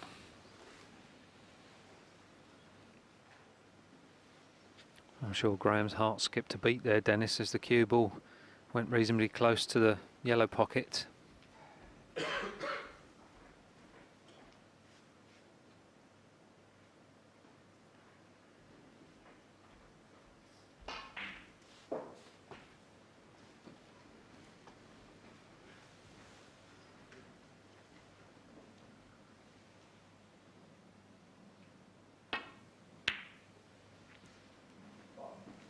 Same thing is going to apply here, yeah. Gradually the frame's getting back to normal with the reds up this end of the table, but look at the ball colours. Nothing easy to play in behind.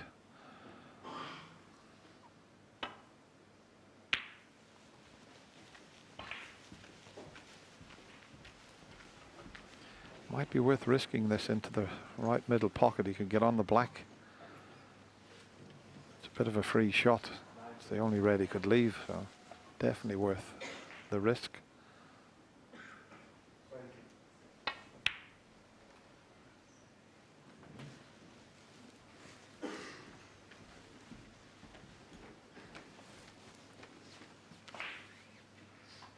It's gone awkward again with now 3 reds up the other end of the table.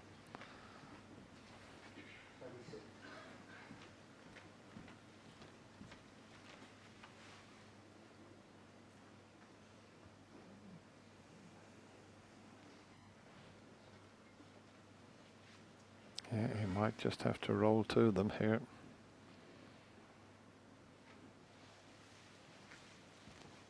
Doesn't want to leave them touching.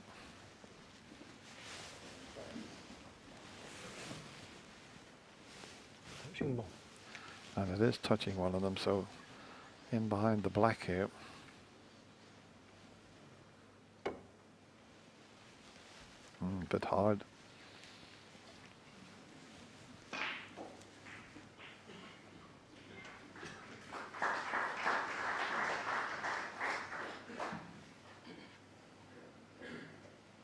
We had one re-rack earlier, and the balls went awkward like this.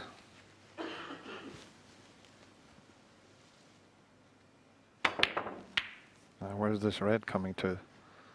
No, the blue stopped it from coming back up the table.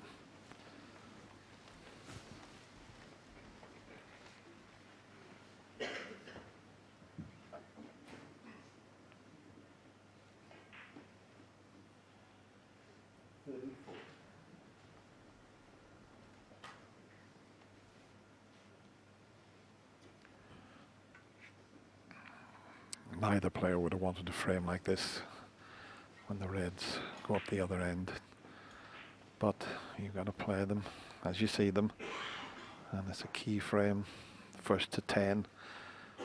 Whoever takes this,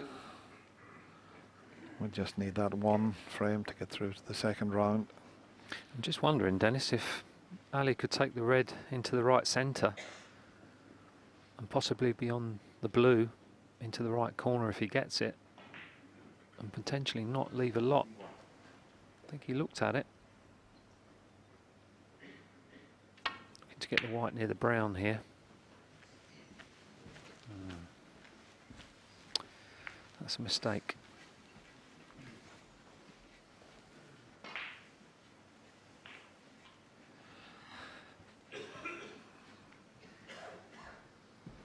Well, it is a half chance because he can leave himself on the green or brown and play it in such a way that he wouldn't leave anything if he missed the pot here. Wow, that was close, but look where he put the cue ball. He was on the green, so it was definitely worth the risk there.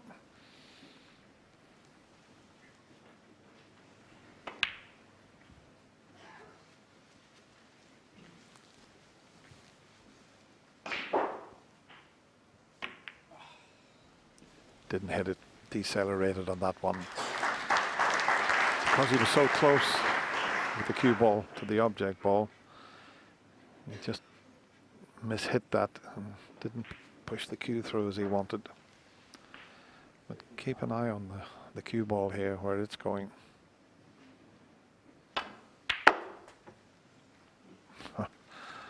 Graham thought he was going to get some sort of cannon there.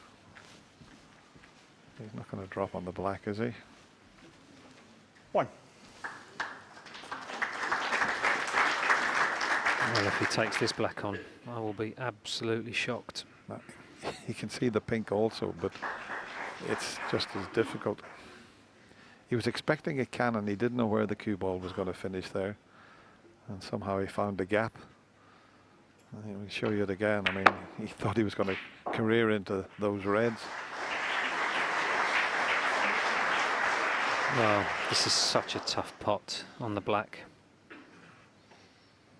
You'd miss this more often than you'd get it, especially under this sort of pressure.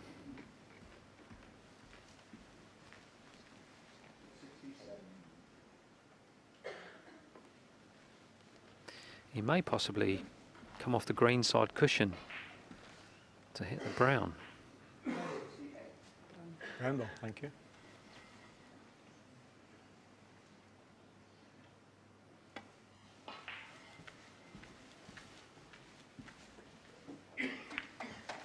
Dott, 1. Good shot, all thought out.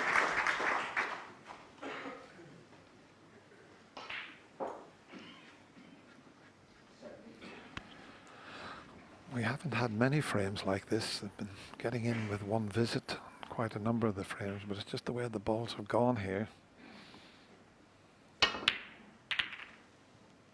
Oh, well played.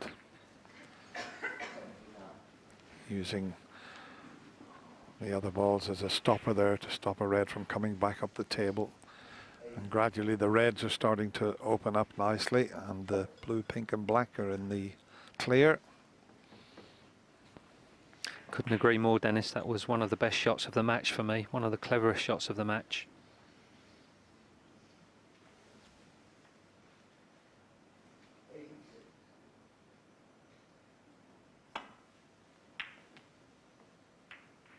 That's very good from Graham. Well played.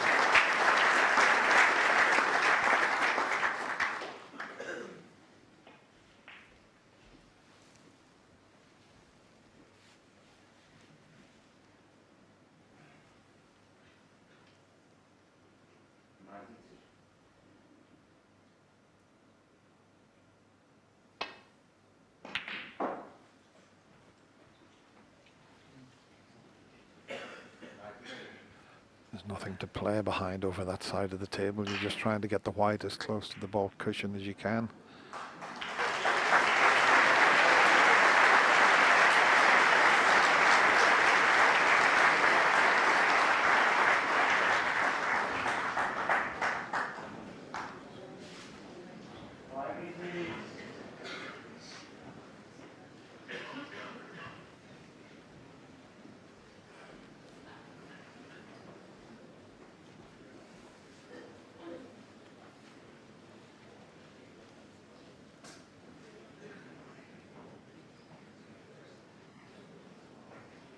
Trying to get the cue ball behind the brown and green here.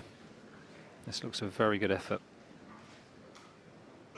Oh, that's fantastic. What a shot that is. That is one of the best shots of the match again. Fantastic safety from Ali Carter.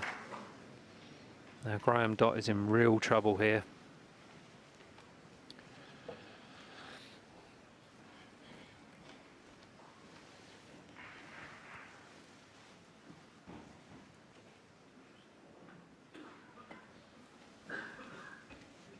He's mishit this one completely. Foul and a miss. Ali Carter, 6. Hang on, might be a free ball here. It could well possibly be a free ball, and what a difference that could make. He's got to be able to hit a red on both sides, but he's so close to the pink. Back. Well, no free ball. He's just playing to nestle on the 3 reds that's behind the pink.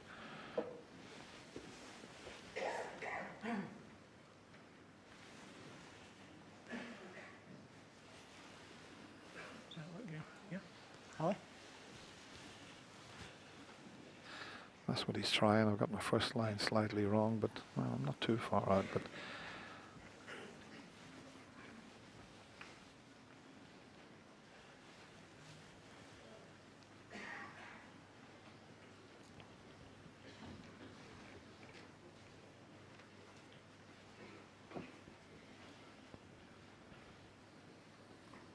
Well, that was an excellent shot from Graham, but quite incredible really for the cue ball to finish there.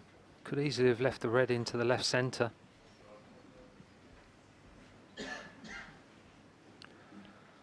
it's amazing with this match. They did come live to us, and before that they were knocking breaks in left, right and centre, but it's just the way the balls have gone, and it's at a stage in this match everything's crucial. First to 10, 8 all. And Ali needs to be very careful here. We're looking to get the cue ball behind the green possibly again. Would require a wonderful shot, but needs to be very careful not to push a red towards the left corner. Yeah, you don't often see the long spider out, but that's what he needed there. It's awkward.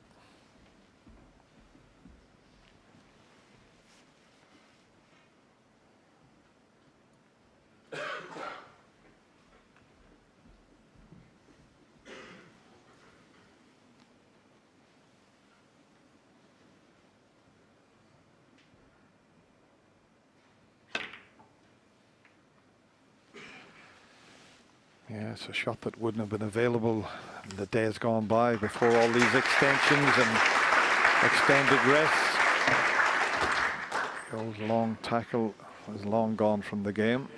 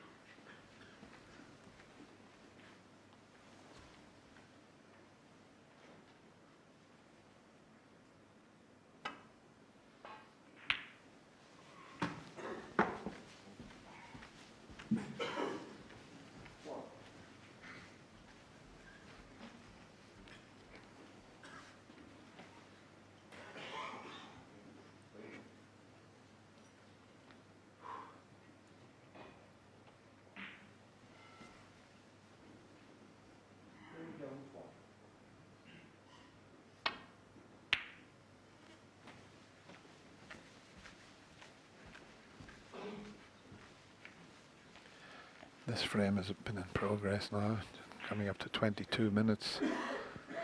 The previous frame was just over 10 minutes, and the frame before that was just over 6 minutes. But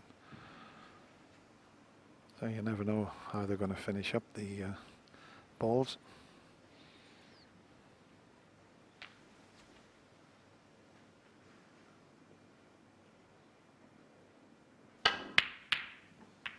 Or was he fluked it?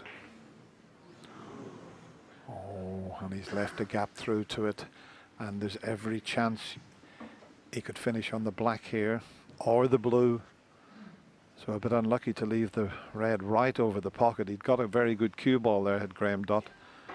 So this, if it works out, could give Ali Carter the first chance here.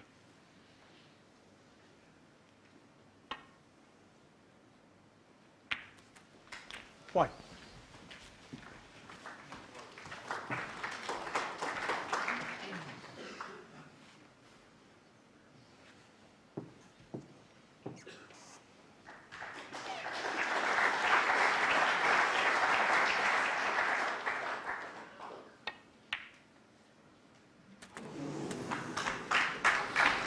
A few wobbles before that dropped in. Any harder a pace, it would have stayed out.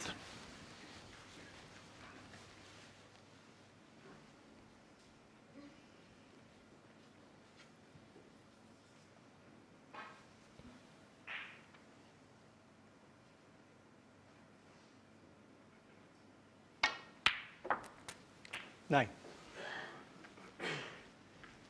Getting the blue back up onto its spot will help the situation.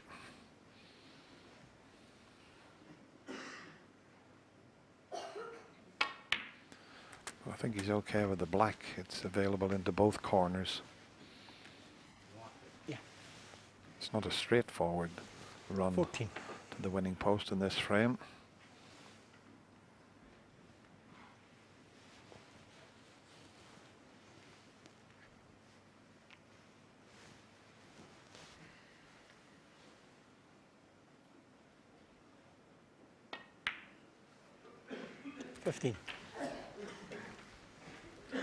He's had a couple of centuries in this match, Ali Carter.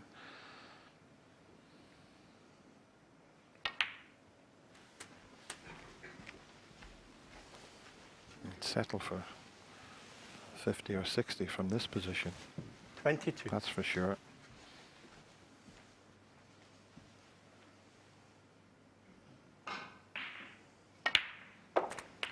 $23.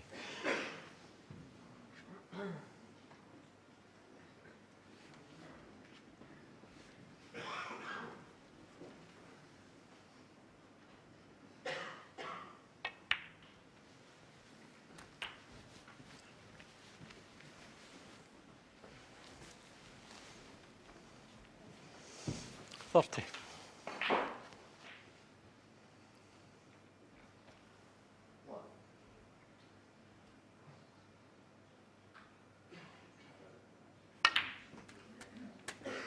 $31.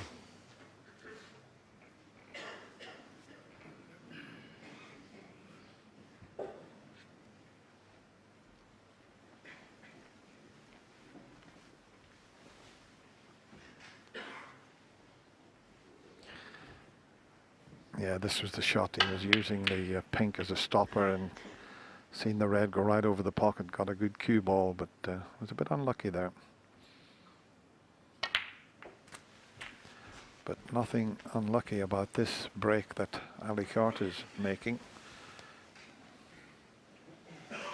38.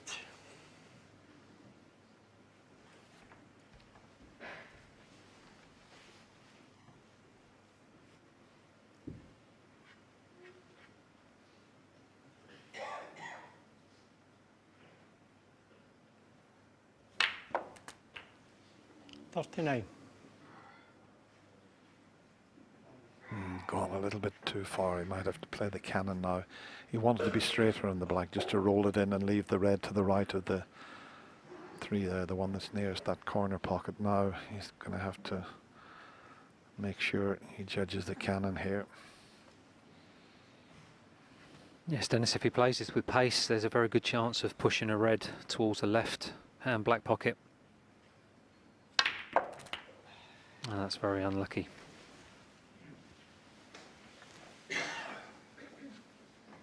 $46.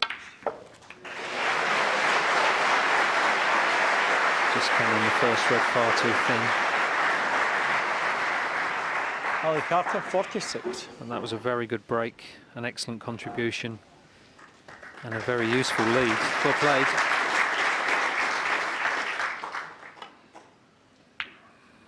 Yeah, 5 hours of terrific match snooker. We've had a little bit of everything in this tie. And with the balls as they are, Ali's lead is quite substantial.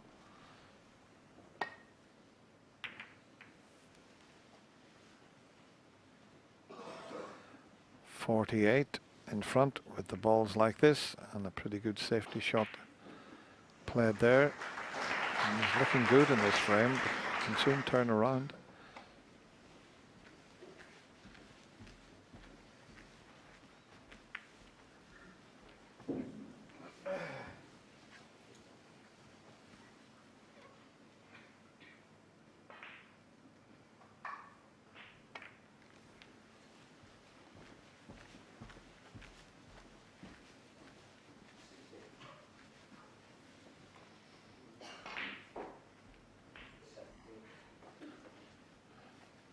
Similar shot to the previous one, send the red across. It might go close to the right corner, the white back to the safety zone.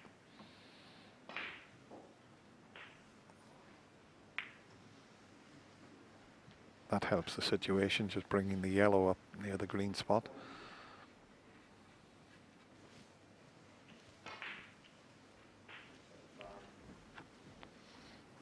Well, he's just coming around to look to see if this is a plant. And with the balls close together, if it's not a direct plant, he certainly may well be able to make it. I fancy him getting this, Dennis. Yeah, it's just going to the right of the pocket as we looked at it there. But sometimes you can squeeze the other red onto it. You'd have to hit it slightly on the right-hand side as we look. It's the opposite to what you think, but he doesn't like it.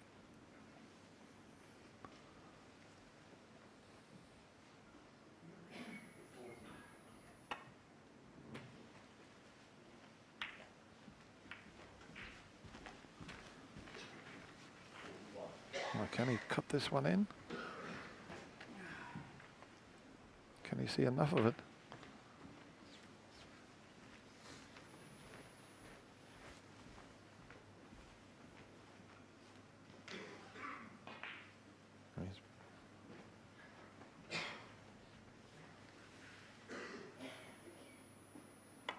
I couldn't see enough of that red.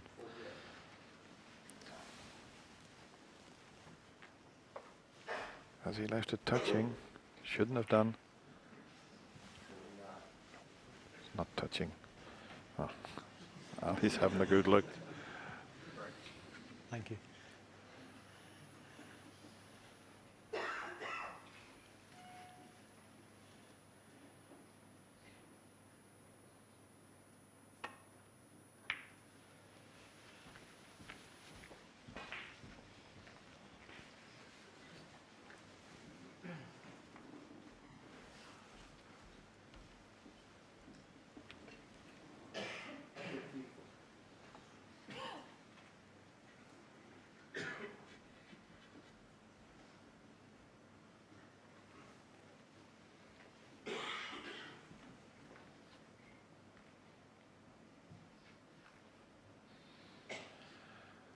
Well, gradually the balls are starting to open up here.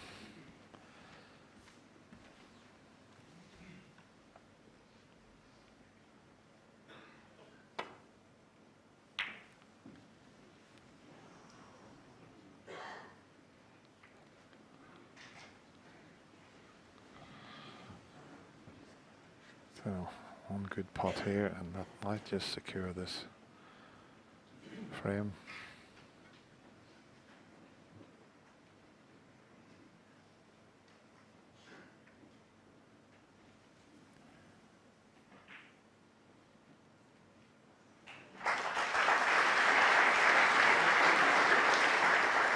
Might just give him the frame that top. One.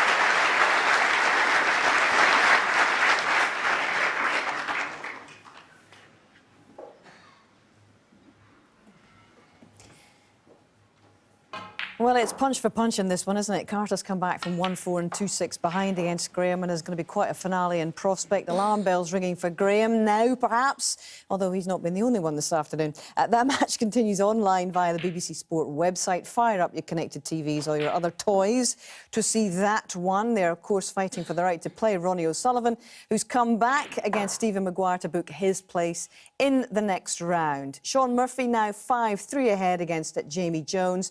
And don't forget, tonight's matches will be live online. If you're getting everyone's kit ready for the working week and the school week ahead, you can catch it all on the highlights with Jason after 11 o'clock. Meantime, from Stephen and Steve and me, thanks for your company this afternoon. Bye for now.